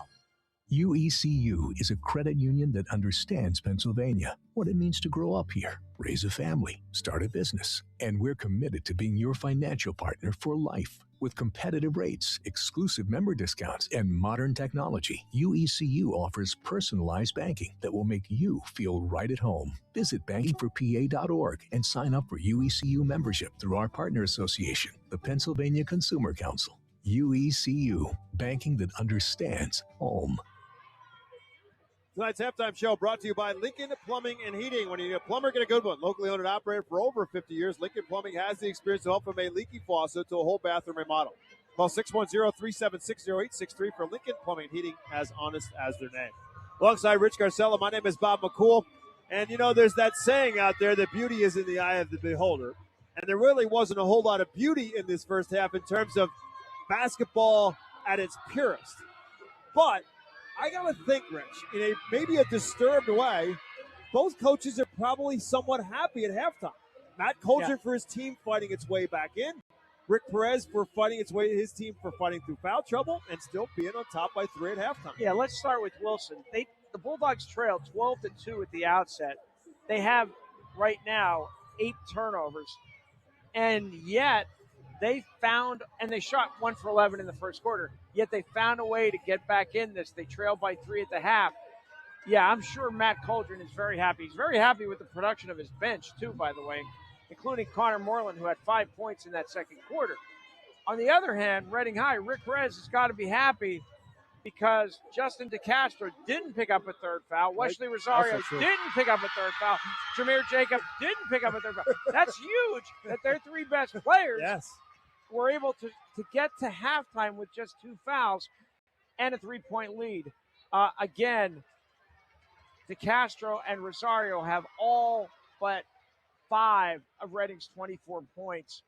And, you know they have to score for them to win. But it's good defense. I mean, Wilson struggles to score offensively. We saw that against Berks Catholic. But Reading is scoring 75-plus points a game and has just 24 at the half. That says a lot about the Bulldogs, the way they're playing defense. Yeah, and to that point, again, some of these players experiencing the atmosphere of playing in the varsity game here at the Geigo, and in some cases just at the Geigo as well. He's running, Matt Coldren that is, running several sophomores out there, so they didn't play even as JVs at the Geigo before, so they've heard about it, and as he said, they should be enjoying this. This should be something they've always dreamed of. Well, you do, and then all of a sudden the reality comes in when you're playing on a bigger floor, and you're playing under brighter lights, and in front of a loud crowd, sometimes you can be a little bit intimidated, and I think there was some of that, and that certainly helped lead to the 6th turn. 2.5 minutes into the game with 2 fouls. The thing is, he had to be careful because he almost got called for his 3rd foul, reaching in. There was a no call, but they've really got to be careful here. We saw them get in foul trouble against Muhlenberg in the first half. They survived it except for Jameer Jacob. He ended up fouling out in the 4th quarter. It's imperative that the Castro, Rosario, and Jacob finish this game for Reading to win it. And then, as you mentioned this, it's been the bench for the Bulldogs. It's come up big. I mean, you look at the starting 5. And Peter Kafala, who is their leading scorer on the season, has just 2. Michael Glover has just 2. Corell Akings has 3. That's it from the starters. So the other points so far for Wilson, the other 14 points have all come off the bench. So the kids have come in and they've held their own for the most part, and we're a big piece of that 7-0 run for Wilson in the second quarter. They have not been intimidated. Yeah, not one of them. Whether it's Gonzalez, whether it's Moreland, Cornish, Lockhart got into foul trouble, so he wasn't on the floor that much, or Gabe Niembo, who we didn't see against Berks Catholic, but he gave them some quality minutes. Gave Michael Glover a breather, but also Matt Coldren used both of them on the floor at the same time. Acquitted himself very well. Yeah, there's 2 ways you can really see in terms of players being intimidated in this kind of environment. One is that they're going to throw the ball away. Well, that's going to happen against Reading High, and especially when you're trapped and pinned and they come at you in such a ferocious manner. Eventually, you are going to turn the ball over. But I think it's really more the second piece of that puzzle is whether or not when the shot is there, they're willing to take the shot. Miss or make, you're still willing to take the shot. And that happened for the Bulldogs, and they were able to get some offensive opportunities for some other players as a result of it. They didn't shrivel up when the opportunity presented itself with the open shot. The 2 guys off the bench who did that were Ronaldo Gonzalez and Connor Moreland. When they had an open look, they were shooting. Gonzalez hit a 3, Moreland hit a 3 and made 2 free throws. But you're right, Bob. That's exactly right. They didn't tense up. The shot was there. They took it. And so the leading scorer in the ball game for either side is Wesley Rosario with 11. Justin DeCastro, despite that foul trouble, he picked up the second foul with 4.5 minutes left to go in the first quarter. So he spent a significant amount of time on the bench in the first half. Still ends up with 8 points in half number 1. And they also got a 3 from Brandon Dunn in the first half and a 2 from Cameron Jones, and the Red Knight total of 24. For the Bulldogs, they're led at halftime by Connor Moreland with that 3-pointer he hit in the second quarter. Bulldogs ultimately with 3 threes in the first quarter, also 1 from Ronaldo Gonzalez, in addition to 1 for Corell Akings. And 4 points for Kaylor Cornish, 3 each for Corell Akings and Ronaldo Gonzalez, 2 each for Michael Glover, Peter Kofala, and Gabe Niembo, and the Bulldog total of 21. 24-21 is our score. The Wilson Bulldogs trailing the Reading Red Knights. We'll take a timeout back with the start of the third quarter as our Lincoln Plumbing Heating halftime show continues on WEEU in Reading. If you are buying or selling a home, contact RE/MAX real estate agent Phil Macaronis. With over 20 years of experience and a member of the RE/MAX Hall of Fame, Phil does it all, from residential to commercial real estate sales. And with his large catalog of repeat and referral customers, you know you can depend on Phil Macaronis, no matter where you're looking for your next home. Call 610-670-2770 or call Phil directly anytime at 610-858-4555. The second half tip-off is presented to you by Financial Planning Advisors. Their team of professional advisors can help guide your investment planning, retirement planning, or planning for the cost of your child's college education. Less than 2% of high school athletes receive a college scholarship. Financial Planning Advisors can help you plan for the increasing cost of college. Get Financial Planning Advisors working on your team. Call them at 610-376-6334 or go to financialpa.com. 24-21, Reading High on top of the Wilson Bulldogs. Alongside Rich Garcella, my name is Bob McCall. Don't forget, coming up after we sign off here in our Pizza-Coma Temple postgame show, Rich will have words with our winning coach and our Reading Fight Phil's player of the game. Then back to the WEEU studios for the scoreboard show. Jeff Noel and Matt Knob with all the scores going on around the county, the district, and beyond as well tonight here on WEEU. The Bulldogs have the basketball to start again, trailing by 3. Corell Akings, Michael Glover comes up high, trying to give it for Nehemiah McLean, gives it up instead back to the hands of Akings. And they switch off of Glover, leaves him open for a moment. Good recovery by Jacob. Touch pass back there, cutting Akings in the paint for 2. Nice look by Glover. And a steal by Akings. Right back up comes Akings for the bucket. It's off the rim, no, and rebounded by Jacobs. The Bulldogs had a chance for their first lead, but Akings couldn't hit the back-to-back buckets. It's 24-23. Reading High with now their first possession here in half number 2. Rosario left wing to the left corner for Cameron Jones. Jacob comes out to a cut. They don't give it to him. They give it to Rosario instead. Round on the right wing to Michael Porlat, and here's DeCastro with his first touch. Guarded by Calfala, gives it up instead. Minute into the third quarter, Red Knights lead is 24-23. Screen and roll, not there. Gives it for DeCastro, wasn't expecting it, dribbles it back out. With patience here on this set by Reading High. Rosario trying to post up down low. DeCastro will take it himself. Blocked by Calfala. Loose on the floor. DeCastro gets it back. Lays it up. No good, but he's fouled. Calfala blocked it the first time. Fouled him the second. Really great determination by Justin DeCastro to go after that loose basketball after getting his shot blocked by Calfala. It's one of the things that makes him such a good scorer. He really attacks everything ferociously and possesses the basketball really well. Even when he lost it, he still refused to give up on the play, gets it back, and gets himself an opportunity at the free throw line where he makes the first of two. A lot of kids would have just given up on the play after they get their shot blocked. He didn't. He fought for the basketball and ended up getting the layup, and now it's... And he is in double figures for the sixth straight time in this season as he's hit 10. The lead is back to 3 for Reading High at 26-23. Deshar Mikado, the sophomore who's brought the ball at the floor a lot tonight for Wilson, clears everybody out. He'll take it up the floor. Guarded by the senior, Michael Portlat. Around for Akins to the corner for McLean. McLean on a dribble drive, sees an opening off the glass. No. Loose on the floor. Glover picks it up off the glass. No, but he's fouled. So Michael Glover picking up the trash in the paint. He's going to the free throw line. Let's see who this is on. This could be an interesting call. I think it's Jacob. It is. Number 3 on Jameer Jacob. So who was going to be the first to 3 for Reading High? And it is their 6'3" junior forward, Jameer Jacob. So Michael Glover at the free throw line for the Bulldogs. And the first is good. Let's see if Rick Perez decides to keep him in. Yep, he's keeping him in the game. If I were Wilson, I would attack, get the ball to Glover inside and attack Jacob, get that fourth foul. 6 minutes and 18 seconds still left to go in the third. And a second free throw coming up here for Michael Glover. Makes the both. Michael Glover is 12 for 13 at the free throw line so far on the year. And a soft touch at that for the big man. Pulls the Bulldogs back to within 1, 26-25. Rosario running the point. Going to give it up? No, he's not. He's going to try to take it to the rim. McLean almost picked his pocket.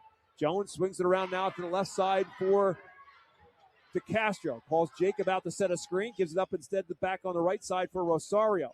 Screen and roll back to Portalatin. DeCastro drives, gives it up for Jones in the corner. Bulldogs just double team it every time Rosario or DeCastro touch the basketball. You know, we talked about the Wilson players not being reluctant to shoot off the bench. The other players besides DeCastro and Rosario are, in fact, reluctant to shoot. They go for the steal. It opens up this path for Rosario to walk right down the paint for an easy 2. He looked like he was going to pass and then went to the basket with his left hand. Pretty move by Wesley. Deshar Mikado went for the steal. Rosario makes him pay. 28-25 Red Knight lead. 13 now for Wesley Rosario. Akings catch and shoot 3 is off the mark. Rebounded by Rosario. Head up. Pushes the ball up the floor. Throws it up ahead for DeCastro. Gets Glover out of his way. Drives. Blocked out of bounds by Calfala. It'll stay Reading basketball. Nice recovery by Peter Calfala to get a hand on. Second block of the third quarter by Calfala. Jaden Lockhart back into the game for Wilson. Spent some time on the floor in the first half. Also back into the game is freshman Taiji Slaughter for Reading High. Rosario backing down Lockhart. Trying to use his size advantage, but threw it away. Taken away by Karel Akings. Turnover number 10 for Reading High. We've seen Lockhart. He is a tough customer. He does not back down from anybody. Mercado trying to get by Portalatin. Put on the brakes instead. Gives it back for Akings. Guarded by DeCastro. If Akings can get that foul. Here's a fake by Lockhart. Gives it up for Glover, right side. Skip pass for Akings. Gets by Rosario on the drive. Off the glass at 2. Akings needs to do more of that. 28-25, and now the ball's poked loose on the floor. Lockhart tipped it loose. Turnover Red Knights. Bulldogs have it back. A chance to take their first lead.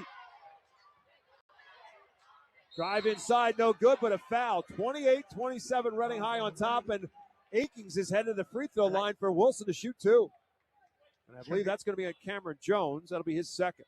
Thought it might have been on Rosario, but Jones was right there That's the right call by Jim Murray. So Corell Akings picking up the pace here for Wilson offensively. The Bulldogs have a chance to take the lead for the first time if he can cash in at the free throw line. And makes the first to tie the game up. Connor Moreland, who led Wilson with 5 points in the first half, checks back into the game. Mercado will come out. Akings shooting one more at the stripe. 5 in the quarter, 8 in the game now for Corell Akings, with one more free throw coming his way. He makes them both. Wilson's lead is 29-28. First lead change of the game with 4:10 left to go in the third. Cameron Jones, Wesley Rosario, Justin DeCastro, Tajee Slaughter, and Michael Portalat, the 5 on the floor. Here's DeCastro, lost the handle, regains his dribble. Gives it up instead, swinging around for Portalat on the right wing. And back out high for DeCastro. Drives, spins, tries to get a man out of his way. No good, but a foul. Foul's going to be, I believe, on Kelfala. It'll put DeCastro back at the stripe. Pretty much a clear out for DeCastro, but instead of off the wing, they drove him right down the middle. Yeah, he worked Kafala down the lane, and Kafala bumped him, got him on the arm. Second on Peter Kelfala. Second on Wilson here in quarter number 3. With DeCastro back at the free throw line, where he's now 3 for 3 at the stripe on the night. Taylor Cornish back into the game for Wilson. And Kelfala will come out after picking up that second foul. DeCastro trying to put the Red Knights back up on top. He cannot as he misses the second. We're tied at 29. 11 for Jordan DeCastro. 3:40 left to go in the third. Again, the double team. They force him to give it up. Lockhart open at the free throw line. Got it. He's fearless, Bob. we saw him play without any fear against Berks Catholic, guarding Kingston McCoy. Love to see that kind of play by a high school kid. The Bulldog bench continues to contribute. They're back up by 2 as a result of the first points of the game for Jaden Lockhart. DeCastro tries to drive on him, dumps it off nicely inside for Slaughter. Trying to get his man up in the air, can't. Gets the shot up, no good. That's Fight great for it. defense. Connor Moreland with the defense and take it away, but the Bulldogs are going to throw it right back. Michael Glover tried to feed it up ahead to Taylor Cornish, but threw it behind him. Turnover, Wilson. Terrific interior defense by Wilson before that turnover. There's a bump and a foul. It's going to be an offensive foul on Rosario. Rosario tried to clear himself some space and got called for the push. It's his third. Bob, I have Reading for 12 turnovers, 4 in each quarter. Wilson doing a much better job protecting the basketball here in the third, just with 1. Brandon Dunn will check back into the game for the Red Knights at a big 3 for Reading in the first half. Here's the pressure on a trap on the backcourt. Bulldogs get it across and fight it inside. Moreland has his shot blocked by DeCastro. Right back to him. Wilson still has it. Lockhart going to fire a 3. That's no good. Rebounded by DeCastro. Red Knights down by a deuce with 2:45. DeCastro from one end to the other. Count the bucket and a foul. Justin DeCastro went right at Michael Glover, absorbed the contact, and scored. Foul number 1 on Glover puts DeCastro back at the line and a chance to finish off a 3-point play and put Reading High back up on top. I think that's where he's at his best, in transition and going to the basket and drawing contact. So, got a chance here for his 4th made free throw of the quarter. Gabe Niembo back into the game and Glover out. 2:43 left to go. And DeCastro does finish off the 3-point play. Puts Reading High back up on top as a result. 32-31 our score. Back and forth here in the last moment or so of the third quarter, which now has 2 minutes and 35 seconds left to play. Trap. Lockhart gives it up for Moreland. Drives. Wraparound pass nicely to Niembo. Missed the shot. Fight for the rebound and ends up in the hands of Cornish. Kick out. Moreland for 3. No. Long rebound right back to the shooter. Wilson gets another look. Kick back to DeCastro. DeCastro runs into Cornish, and that number 3 on Justin DeCastro.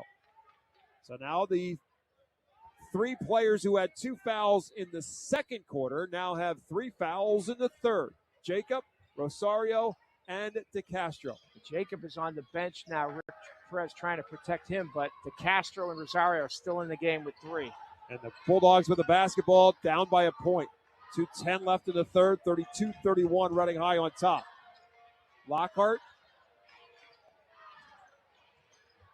Swinging around for Moreland, junior to sophomore. Niembo, a 10th grader. Akings, a senior. Cornish, a sophomore as well. Now a foul away from the basketball. Yeah, Niembo undone, Bob. But they were going at it pretty hard. I think he called this undone. Yep, his first. That's over the limit now for the Red Knights. That's their 5th foul. So that puts Gabe Niembo at the free throw line to shoot 2 for the Bulldogs.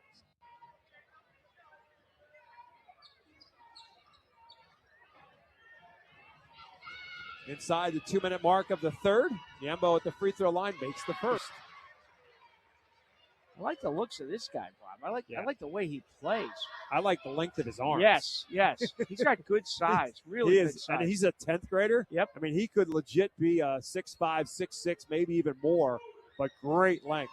And he goes touch. 2 for 2. Yeah. Bulldogs perfect at the free throw line in the quarter and on the night. 10 for 10 at the stripe for Wilson. And as a result of Niembo's 2 for 2, they're back up on top. 33-32 Wilson.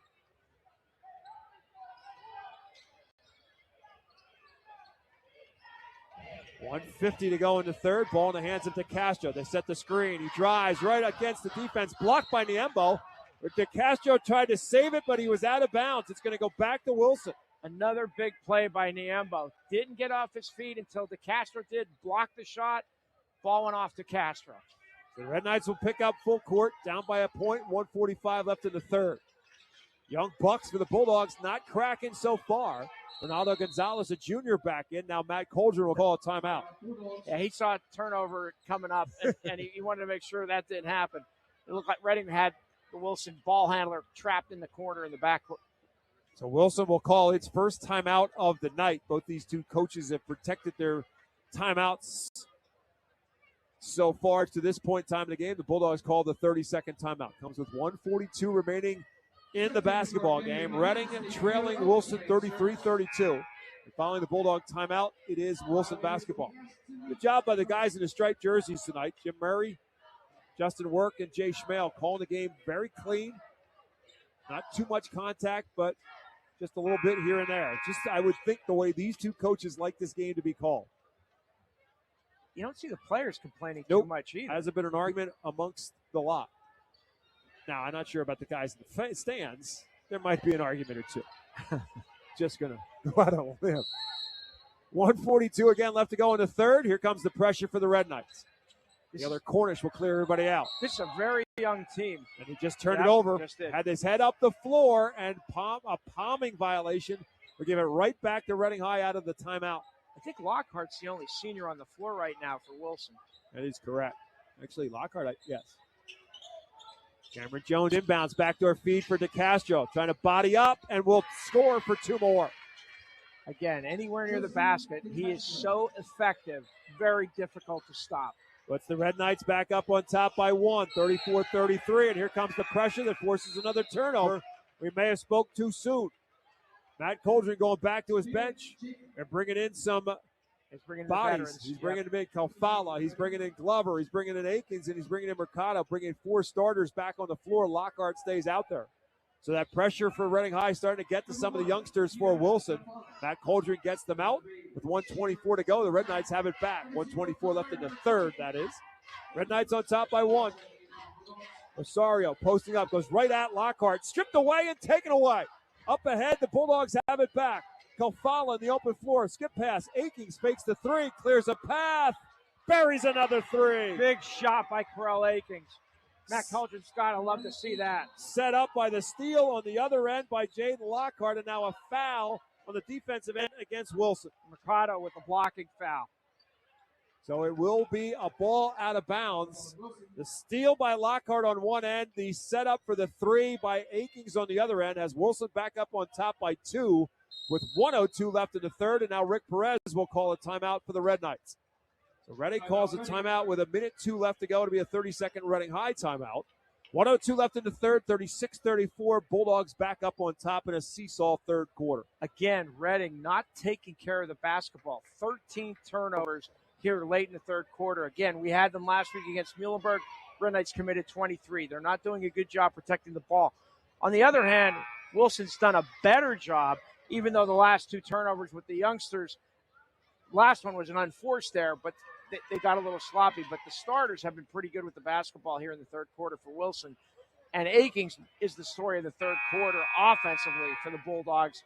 He's got 9, and I'm sure Cauldron is loving that, to see him be more aggressive, looking for his shot. 12 in total for Akings. And for Corell Akings, that's 4 shy of his season high, the non-leaguer last Saturday against Pottsville. So the Bulldogs on defense as Reading High following a timeout will inbound. Still 1 minute and 2 left to go in the third. Justin DeCastro's taking over things offensively for Reading High in this quarter. He's got 8 of his 16 in the quarter. He's got the basketball a long way on the left wing as Rosario sets a screen for him. Flips it back to Rosario, gives it back for Cam Jones. 45 left on the clock. Jones drives, off balance shot, no.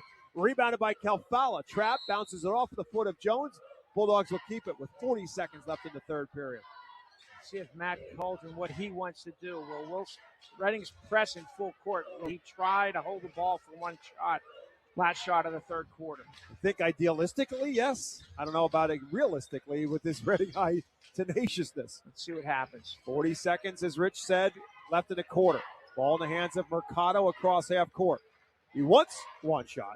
Again, I know idealistically he would. Dangerous pass there for Lockhart with DeCastro lurking in the weeds. DeCastro's got to be careful not to pick up his 4th foul. In the hands of Akings, guarded by Rosario with 20 seconds to go. So the Bulldogs have successfully run off the first 20. How do they do in the second 20? In the hands of Lockhart, season opening, drives up and under, blocked from behind by Rosario. It'll stay Wilson basketball. Great help. Good recovery by Rosario.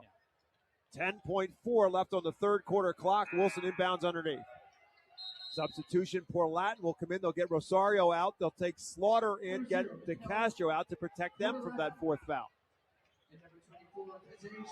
But the youngsters play some defense with 10.4 left to go in the third quarter. Now we're going to get a foul on the inbounds play, and that's going to put Wilson on the line because they're over the limit. I think they're going to get Slaughter on the grab.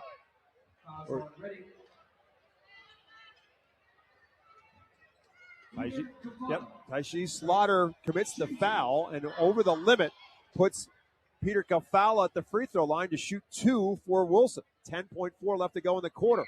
Bulldogs still getting it done at the free throw line. Now they'll get DeCastro and Rosario back in for their offense with 10.4 left to go in the quarter. Calfala still has another foul shot coming his way. Bulldogs' biggest lead right now is the 3 that's on the scoreboard late here in the third quarter. Make it 4. Calfala makes them both. 38-34 Wilson, 10.4 for the Bulldogs. Full court pressure from Wilson. Rosario gives it up for Jones across half court. They're going to throw it away. 7 third quarter turnovers for Reading High. Again, with the offensive and defensive substitutions, DeCastro and Rosario back out.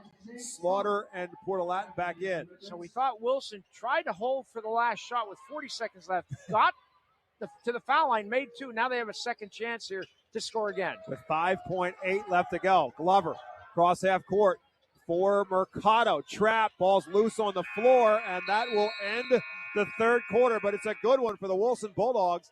Down by 3 at half. They're up by 4 as we get set to start quarter number 4. After 3 at the Geigel. Wilson 38, Reading 34. Back with those final 8. High school basketball presented by Savage Auto Group continues on WEEU in Reading. Temperatures dropped and my heating wouldn't kick on, so I called Keith HVAC, Electrical and Plumbing. They had it running fast and at a fair price. That was years ago, and I've trusted them ever since. Heating, cooling, plumbing, electrical, Keith does it all. Honest, fast, professional. They've been around for... With everyone's favorite snack, Diefenbach's Kettle Chips. Legend has it Mark Diefenbach loved kettle cooked chips so much he turned his Berks County kitchen into the ultimate snack factory. Now, over 60 years later, we're still making that delicious PA crafted crunch with the same passion and quality right where it all began. So crunch into some flavorful Diefenbach's kettle chips today and snack on a delicious tradition. A 17-10 advantage for Wilson in the third quarter has changed this game in the Bulldogs' favor, but still very much anybody's game. 38-34 as we start the fourth, along with Rich Garcella. My name is Bob McGool. High school basketball for you tonight here at WEEU. And more of it on Monday night back here at the Geico as Exeter comes to town. Reading needs somebody besides Rosario and DeCastro to step up and score. They have 29 of the 34 Red Knights points. Red Knights have the basketball to start the fourth. Here is Jacob trying to go at Glover. Lost the handle, bounced it back nicely to Portalatin, who laid it in for two. Really, really nice look by Jacob. And Portalatin with his first points of the night. Pulls the Red Knights to within two as we start the fourth quarter. Then Lockhart on the floor for Wilson to start the fourth. Gives it up for Deshir Mercado. Ford tries to get it down low for Calfalo, who pulls it away from Rosario and then is bumped and fouled. Great catch in traffic by Calfalo, and who's the foul on? It's going to be a fourth foul on somebody. I think it's Rosario. It is. Yep. That's just a great catch by Calfalo. Because Rosario was closing in on it, thought he had the steal, and Calfalo pulled it away from him, and the momentum of Rosario took him into the body of Calfalo and got fouled. Wilson misses his first free throw of the night. They went 8 for 8 in the third quarter, which was a big piece of that 17-10 advantage. And they were 12 for 12 up until Peter Calfalo just missed that first free throw. Makes the second. 5 for Calfalo. Now Brandon Dunn will come in, Rosario out. So the Red Knights are down 3 and absent Wesley Rosario for the time being with 4 fouls. Yeah, let's mark that down. 7:22 left in the fourth quarter. Let's see who takes on the leadership role, handling the ball for the Red Knights. Well, you know who wants it for the scoring, and that's the guy who has it, Yeah. Justin DeCastro. He's immediately trapped, gives it up to Cameron Jones. Swinging around for Portalatin, right back to Jones. Every time DeCastro touches it, there's going to be at least 2 Bulldogs around it. Kick it in and then kick it back. Here is DeCastro. Quick touch pass. Good ball movement. Done for 3. In and out. Rebounded by Calfalo. Good look that time for the Red Knights. Great ball movement. Left Brandon Dunn open for the corner 3. And ran clock, too. Bought Rick Perez some time with Rosario on the bench. 6:35 left to go in the ballgame. 39-36, Wilson on top. In Lockhart, guarded by DeCastro. Gives it up for Mercado. Here comes Glover to set the screen. Mercado goes the other way. Poked from behind by Jones. Turnover. Back come the Red Knights. Jones looking for some help. Dumps it for DeCastro. Going to back down Lockhart. Kick it back. Jones for 3 in the tie. No. Fight for the rebound. Jacob has it. He goes back up with it. Blocked by Calfalo. Ball loose on the floor. Jones comes away with it for the Red Knights. Intense defense on both ends of the floor. Wow. And here's DeCastro again, going to back down, but picked his pocket is Carell Akings. Akings in the open floor, fouled from behind. He'll go to the line and shoot 2. Brandon Dunn with the foul that sends Carell Akings to the line for Wilson. Great defense from behind by Carell Akings, picking the pocket of the Red Knights and then off to the other end. Number 23, Carell Akings. Akings, as Rich said, a big piece of the spark offensively for Wilson in that 17-10 third quarter. He had 9 of his now 12 points in that 17-point third quarter. Looking for 2 more here at the stripe. First is good. He's 3 for 3 at the line.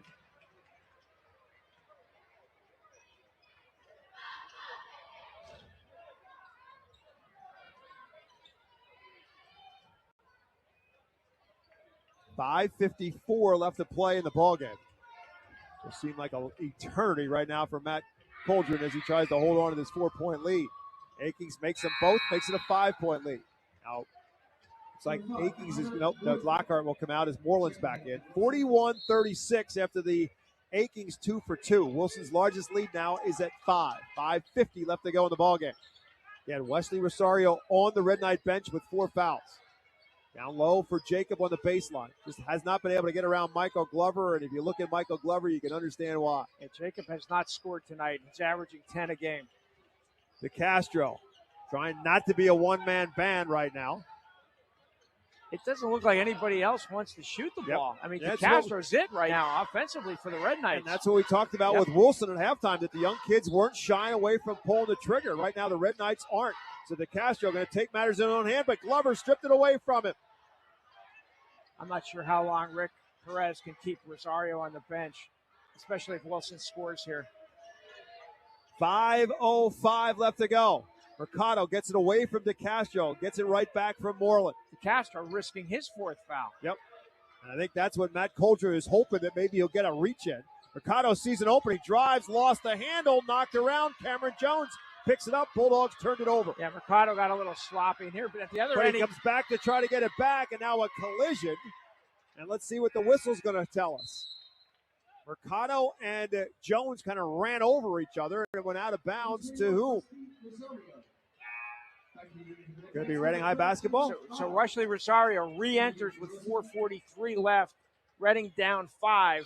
He left with 7:22 left, down 3. So Reading, Rick Perez did buy and bought 2.5 minutes there. But in a desperate mode right now, down by 5 and needing somebody else to help DeCastro offensively. The Bulldogs are just trapping DeCastro and trying to force him to give it up. Now Rosario gives us a screen. He goes the other way. He drives, and it's spun out on him. Somehow another one halfway down, and it's spun out for Justin DeCastro. Wilson has it back to the corner for Kelfala. Trying to back down Jacob. Bump, dumps it inside for Glover and lays it in for 2. Really nice look by Kelfala. Great pull.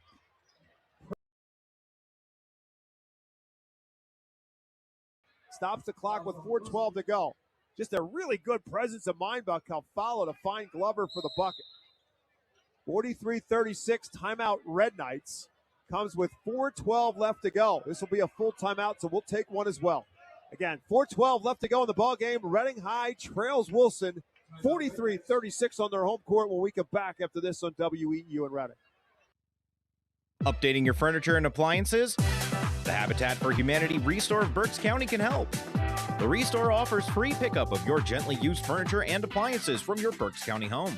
We offer convenient scheduling for our free pickups through our website, restoreberks.org. Located at 5370 Allentown Pike in Temple, the Restore is open from 9 a.m. to 6 p.m. Tuesdays through Saturdays. You might just find that special thing to tie the room together at the Restore. Support your community with your donation to the Habitat for Humanity Restore of Berks County. Weather in the storm if you're a Wilson Bulldog fan, and why can't we hold on to leads if you're a Reading High fan? Looking at potentially losing a game in the second half for the 3rd straight. The Muhlenberg game, the Hazelton game over the weekend. They didn't have the sizable lead that they had in those other 2, although they did lead by 10 very early in this one. Off the inbounds, wide open jumper for DeCastro at the foul line. Can't find the range here in the 4th quarter. Up ahead, Kelfala, Euro step and a drive and a finish. Wilson scoring in transition. Reading slow getting back. Not a good sign for the Red Knights. And the lead reaches 9 for Wilson, 45-36. 3:45 left to go in the ballgame. Cameron Jones, Wesley Rosario, Jameer Jacob. Here's Rosario from the corner for 3. No. DeCastro fighting for the rebound. Tips it for Dunn. Gets a man up in the air and draws the foul. Brandon Dunn will shoot 2 for Reading. We talked about Wesley Rosario taking over the game in the first half with DeCastro on the bench. He has struggled big time offensively in the second half, has just 2 points. Kelfala picks up his 3rd, puts Dunn at the free throw line. Brandon hit a big 3 for Reading High back in the first quarter. When DeCastro had to come out with those 2 fouls, he misses the first of 2 free throws here. Just things have gone cold for Reading High over the last several minutes. They have just 12 points so far in the second half. They have just 2 in the 4th quarter, and that was by Port Lawton. So Brandon Dunn trying to change that on his 2nd free throw, and does. So 45-37. Bulldogs on top. 3:33 left to go. And, of course, the Red Knights will pressure, trap. Lockhart for Moreland, still trapped in the backcourt for Lockhart, who sees an opening, and now a timeout called by Matt Coldren. Matt Coldren was counting to 10. And he was getting closer. So he calls a timeout instead. So the Wilson Bulldogs will take the timeout. We'll stay here with 3:24 left to go in this ballgame. And so Matt Coldren realizing that the clock was ticking. Now, when the game resumes, the clock is still ticking. Just because you call a timeout doesn't mean the 10-second clock resets to 0. Yeah, the problem was Connor Moreland dribbled into the corner opposite the benches and almost got trapped. He threw a cross-court pass, and then Jaden Lockhart tried to get it across court, but Matt Cauldron called a timeout. So again, not sure where the officials were in their 10-second call, but they will start from wherever they left off. It's got to be 4 or 5. At least. I would think it's closer to 6 or 7. And the Bulldogs will inbound right around the Red Knight bench. So idealistically, if they could find somebody open in the front court, just throw it in the front court and get it over with, and they did. They find Calfalo. They screened him open. Calfalo, great bounce pass for Glover off the rim. No. Tipped out of bounds. Last touch by Wilson. Glover wasn't ready for the pass, and instead of shooting the layup off the glass, he put it up on the rim, and it rolled off. Great find by Calfalo, but the Bulldogs come up empty. Here's Rosario on the other end. Little stutter step, drives, blocked again by Calfalo, but a foul. I think the foul's underneath, not on the block. It is. It's on Lockhart. Boy, Calfalo's been out swatter in this second half. Yeah. So Jaden Lockhart picks up his third. Puts Rosario at the free throw line, looking for his first points of the fourth quarter. He had 11 at halftime. He's got 13 right now. Make it 14. Still 3 minutes and 11 seconds left to go in the ballgame. I see people leaving, and what are you leaving for? This game is far from over.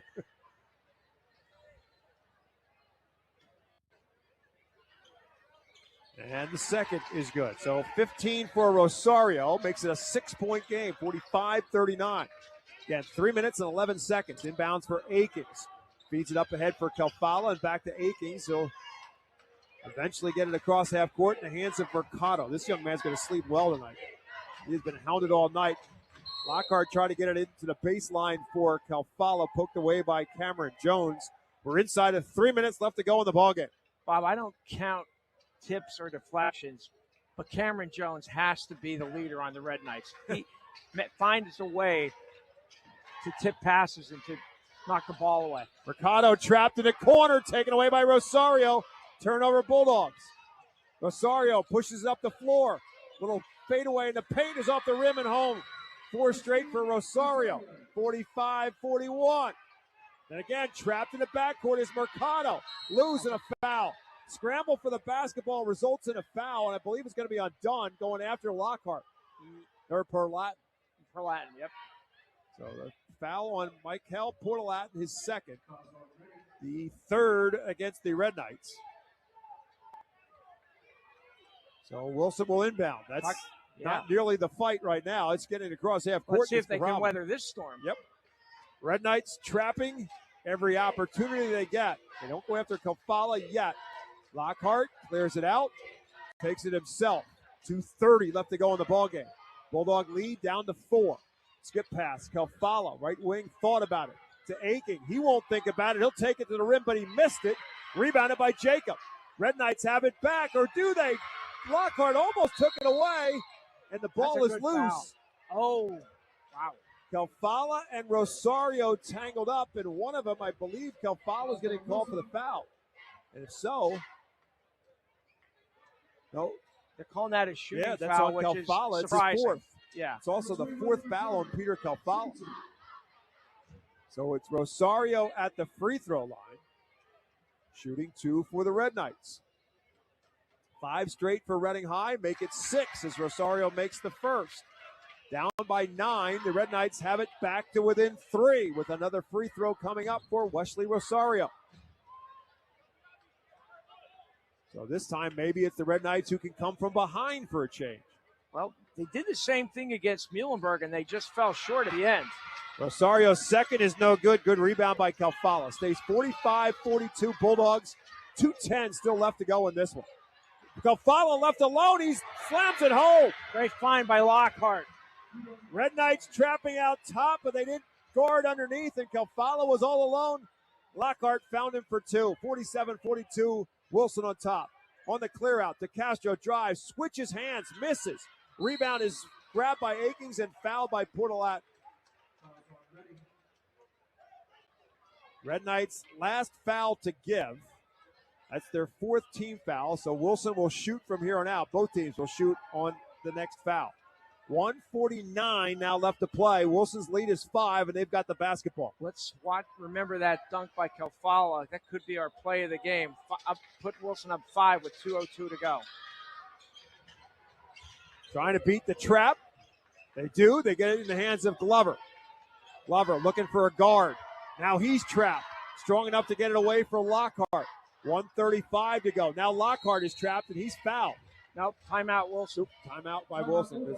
I was concerned for the Red Knights that might have been number 5 on Wesley Rosario when I heard the whistle. I was thinking the same thing. So it does stop the clock on the Wilson timeout with 1:32 to go. We'll keep it here with the Bulldogs on top, 47-42. Bob, reminds me of something that Matt Coldren told us before the game. His players, especially the ones who don't have much experience, have to play through the physicality. They can't wait for a foul call. That's not the way to do it. You've got to play through it. You can't expect to be bailed out by the officials. Just remember that and be strong with the basketball. Don't assume a whistle. Keep going until you actually hear one. 1:32 left to go again in the basketball game. Wilson 47, Reading 42. Red Knights led this throughout till the Bulldogs took their first lead at 29-28. We were back and forth on the seesaw for a good portion of the third quarter before Wilson pulled away by 4 after 3. They got it up to as many as 9 at 45-36. But then the Red Knights came right back with a pushback of their own, scored 6 straight to get it to within 3. But then the great find from Jaden Lockhart to Peter Kalfala. That's where we're at right now. 47-42, Wilson on top. Bulldogs have the basketball. Massive possession for the Red Knights. They need to stop desperately. Lockhart trying to get it in bounds, finally gets it for Glover.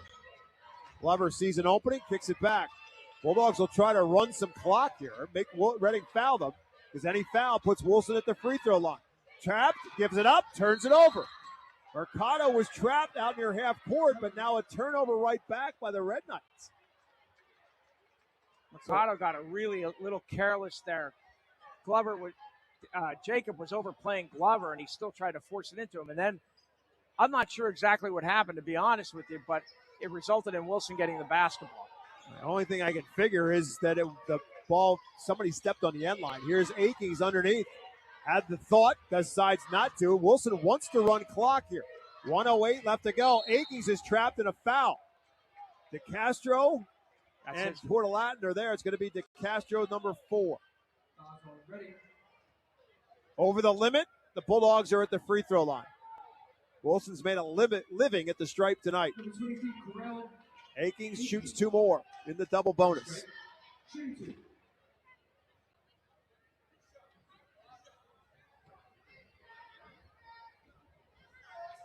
.105 left to go in this basketball game. And Akings first is on the rim for a while and then rolls off the side. With that miss, Wilson's 15 for 17 at the free throw line with 1 more coming for Carell Akings.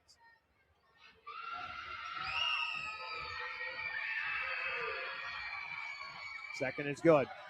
3 1/4, 15 in the game for Carell Akings. The Bulldog lead is at 6, 48-42. Reading has to get Rosario going downhill to the basket here, down 6. They need him to try to get a 3-point play or find DeCastro cutting. Inside of a minute to go. DeCastro is going to cut himself. Drives off balance. No. Ball loose on the floor, and Akings picks it up. Up ahead for Lockhart on a 3-on-1. Up and under. Nobody's fouled.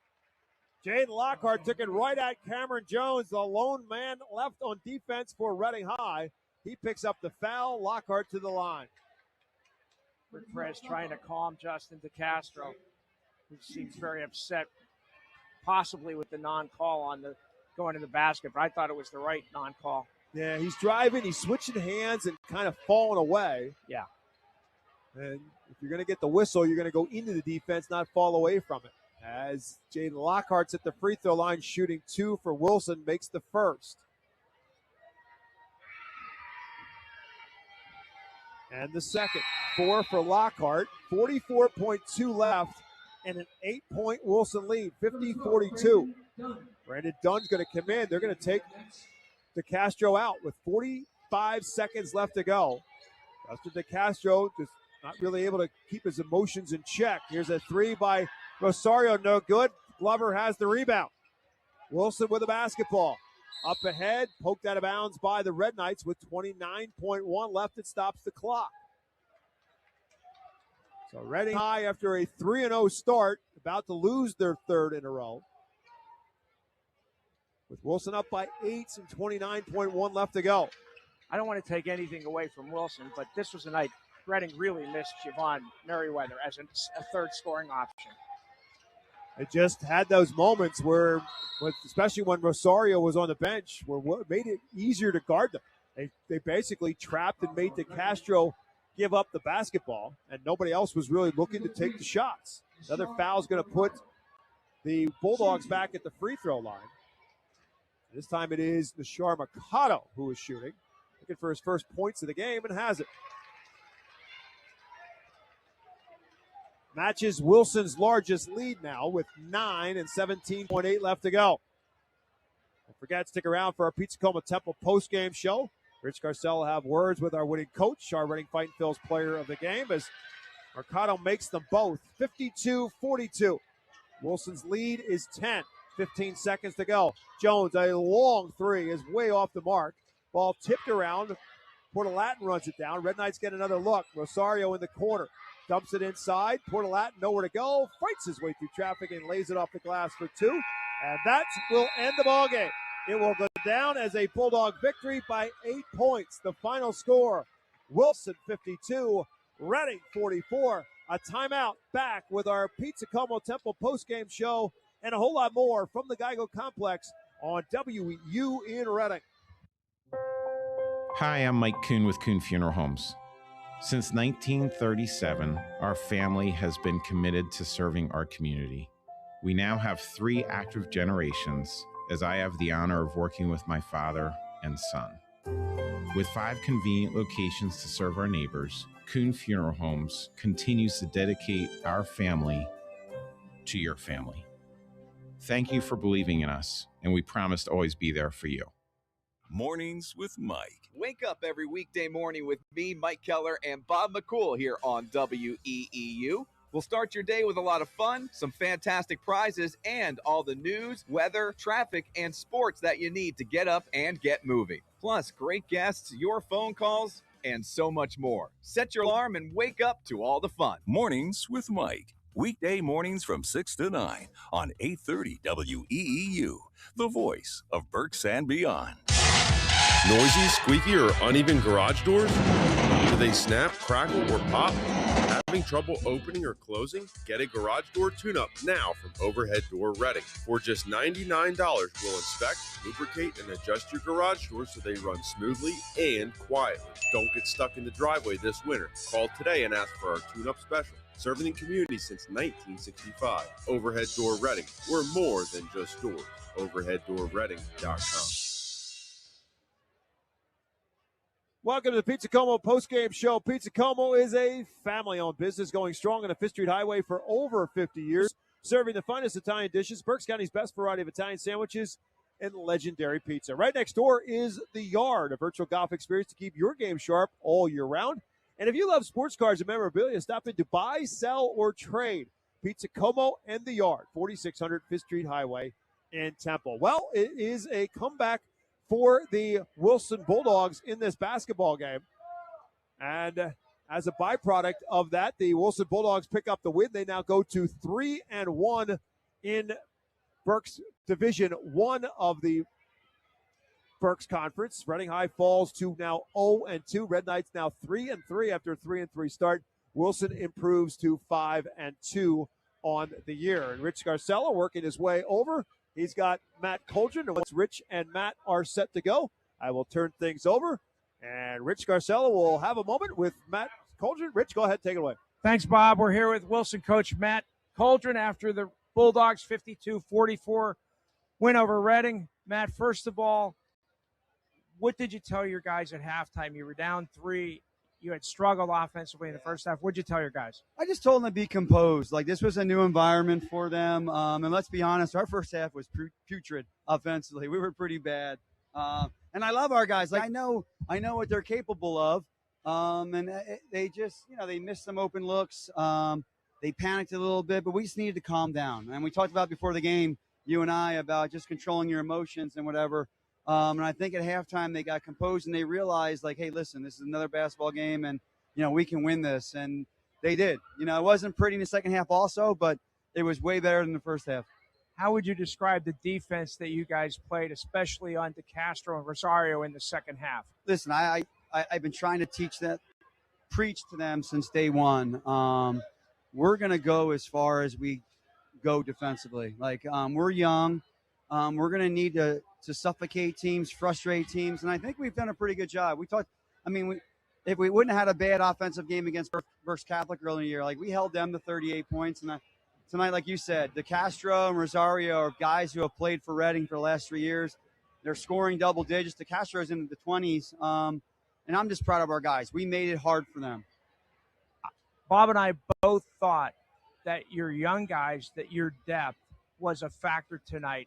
Guys weren't afraid when they came in the game. Is that what you saw? No, I totally agree. And, listen, my biggest issue, and I've apologized to a lot of them already this season, I'm struggling with rotations because I have 10 guys that I really want to play, but in a game situation like a Michael Glover, when he's doing the great stuff that he's doing, it's hard for me to want to get Gabe in there, and I want to get Gabe in there because Gabe's going to be great for us, but it's almost like you have to go with the hand that's doing really well tonight. I think Connor Moreland did a great job when he was in there tonight. Actually, everyone contributed tonight. It's something they're going to have to get used to, Rich, where I may play 15 minutes one night and 8 the next, but I got to be happy if we win. The guy next to me, Corell Akings, this young man. he has the most experience on your roster, stepped up big time in the third quarter, had 9 of your team's points. What did you see from him, especially in the second half? Well, first of all, what I see from him, he is a fantastic human being. And I'm so blessed to have him part of my program. But he's a calmness for us. He rebounded the heck out of the ball tonight. He's a leader by action. He's a little quiet at times, which we're working on. But he's been through it. Like you said, he's been starting for us for 3 years. He's been on our team, varsity team, for 4 years. So, he did what leaders are supposed to do. He stepped up in the big stage, and he kind of showed the younger guys, this is what we need to do. Matt, thanks. I'm going to talk to Corell. I know you want to go another 10, 15 minutes, but I got to talk to this young man. I can't. My wife misses me, so I got to get home. All right, Corell, congratulations on the win. What did Coach tell you guys at halftime down 3? Definitely just stay composed and trust our teammates that we have around us, and just treat it like any other game. There's nothing to be scared of. It's just a basketball game at the end of the day, but we just got to take these big moments and these big games as far as we can. You stepped up in the third quarter offensively. Is that something that you set out to do at halftime? Did you, I'm going to try to be more aggressive offensively, or did the game come to you? I never doubt my teammates. I just felt that we were lacking a little bit, but I just felt like it was my time to take control of the game and then just make sure I keep improving and then just encouraging my teammates as much as I possibly can, because without encouragement, they're lost. But we showed tonight that we can play. How about the defense that your team played in the second half, particularly against Justin DeCastro and Wesley Rosario? How would you describe that? They're not very easy to guard, honestly. I just feel like as a team, we work on defense every single day, and then it's just showing that we work on it and it's paying off. This is early in the season. We're still in December. Coach said before the game, no matter what happens, win or lose, there's a long way to go in Berks 1. But what does this win mean to you, winning here at the Geigel in your senior year? It means that we can just play any game we want to and just stay composed. If we stay composed, we could play with a lot of teams out here. And we have enough talent to do it as well. Corell Akings, thank you so much. We'll see you sometime in January. Thank you. All right. Bob, back up to you. Thank you, Rich. That is our Reading Fight Phils player of the game. Reading Fight Phils welcome you to their all-new Redner's Event Center at First Energy Stadium. Our Phils remind you to have your next sports team banquet in the Our Phils Event Center as well. Banquet and meeting facility at First Energy Stadium like nothing else. Whether it's a sports banquet, a wedding, a corporate meeting, or event, or any charity fundraiser dinner, the #1 place for events in Berks County for groups of 40 to 1,000 is the all-new Redner's Event Center at the Our Phils. Go to ourphils.com/events for more information. Corell Akings with 15 points, a point shy of his season high, but Carell Akings coming up big, especially in that third quarter. The turning point in this game for the Wilson Bulldogs was when they outscored Reading 17-10 in the third quarter, and Carell Akings had 9 of those 17 points for the Bulldogs on the path to his 15-point game tonight. Our play of the game brought to you by Celebration Villa of Exeter. Celebration Villa of Exeter offers a community in the community you love. Get settled into your new home and enjoy the holidays with friends and family at Celebration Villa of Exeter. To book a tour or have a conversation, contact Natalie. Celebration Villa of Exeter. Be a part of the community. Well, we said it at the time. It could be our play of the game, and it was. It was a 45-42 game. Reading High had the basketball, but Jaden Lockhart picked the pocket on the other end defensively, fed it up ahead to Peter Calfalo, who slammed it down, and the Red Knights' deficit grew to 5, and the Bulldogs never looked back. They creeped it up ultimately to a 10-point game, and they won it by 8, 52-44. But that steal, and then find by Lockhart that finds Calfalo for the dunk and the 2 is our Celebration Villa of Exeter play of the game. We'll take one quick timeout, back and wrap it up, and then it's scoreboard show time here on WEEU. Savage 61 Chrysler Dodge Jeep Ram is once again the #1 rated auto dealership in Pennsylvania. Thinking it's time to trade up for something newer? We offer the most insane trade-in values you'll find anywhere. Whether you're looking for a new or certified pre-owned vehicle, our dedicated team will make sure you drive away happy. Visit us today at savage61.com and see why we're Pennsylvania's top choice.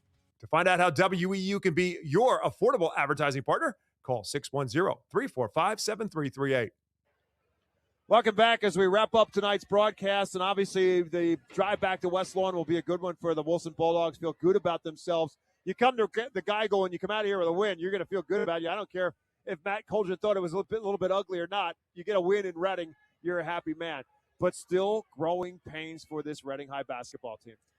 Yeah, it really is. I mean, they missed Javon Merriweather tonight, no question about it. And again, not to take anything away from Wilson, because Wilson deserved this victory.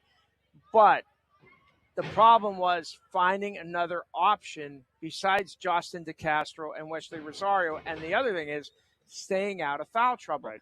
DeCastro missed a large portion of the game in the first half.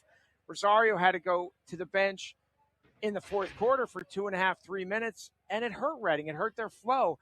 But really, this game, I thought Wilson won it with its defense in the fourth quarter. Reading, 3 for 13 from the field. Justin DeCastro, 0 for 4 in the fourth quarter. Michael Portolatin was 2 for 2. The rest of the team was 1 for 11. Wesley Rosario finishes with a game-high 18 for the Red Knights. Justin DeCastro was 16, 4 each for Michael Portolatin and Brandon Dunn, and 2 for Cameron Jones, and the Red Knight total of 44 for the Bulldogs, led by our Reading Fighting Phil's player of the game, and Carell Akings with 15. And then here's where it gets very interesting for Wilson because of the contributions. Peter Calfalo with 9, 6 for Michael Glover, 5 for Connor Moreland, 4 each for Kaylor Cornish, Jaden Lockhart, Gabe Niemo, and 3 for Ronaldo Gonzalez, 2 more for Nisharda Mikado. So the Bulldogs get contributions from 9 different offensive players. The Red Knights from just 5. Wilson wins at 52-44. Bulldogs are now 5-2 on the season, 3-1 in Division I. We'll see them early on in January when they host the Muhlenberg Mules. The Red Knights fall to 3-3, 0-2 in Division I. They'll try and change that Monday night when the Exeter Eagles come back here to the Geigo Complex, and we'll come back here with them as well. 7 o'clock will be our airtime here on WEU. Exeter Reading High, Monday night, and here on WE. Don't forget, Eagles and Commanders tomorrow. That's Saturday, 5 o'clock here at WEU as well. Thanks to Jay Green, the athletic director here at Reading High School, as always, for welcoming us in here. Thanks to Matt Knob and Jeff Nolan back at WE Studios. Will take over the scoreboard show for Sean Tansky, for Rich Garcella, for yours truly, Bob McCool. Thanks for listening and watching our high school basketball game. We'll have more of it for you Monday night, right back here at the Geigo Complex, where Wilson wins it over Reading High, 52-44. Enjoy your weekend, everyone.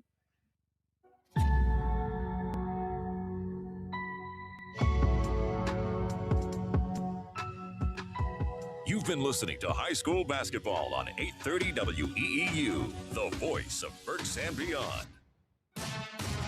High school basketball on WEEU is brought to you by Savage Auto Group, RE/MAX Real Estate Agent Phil Macaronis, Keith HVAC, Redner's Warehouse Markets, Diefenbach Snacks, Habitat for Humanity Restore, Chick-fil-A, UECU, Overhead Door of Reading, Spots Insurance, Coon Funeral Home, Susan McFadden of Keller Williams Platinum Realty, Shell's Restaurant, Dairy Swirl, and Miniature Golf, Victor Emmanuel Beneficial Society, Brad Coley Goosehead Insurance, Huber's Auto Group, Financial Planning Advisors, Lincoln Plumbing and Heating, Pizza Como, Reading Fight and Fills, and Celebration Villa of Exeter. Listen all season long for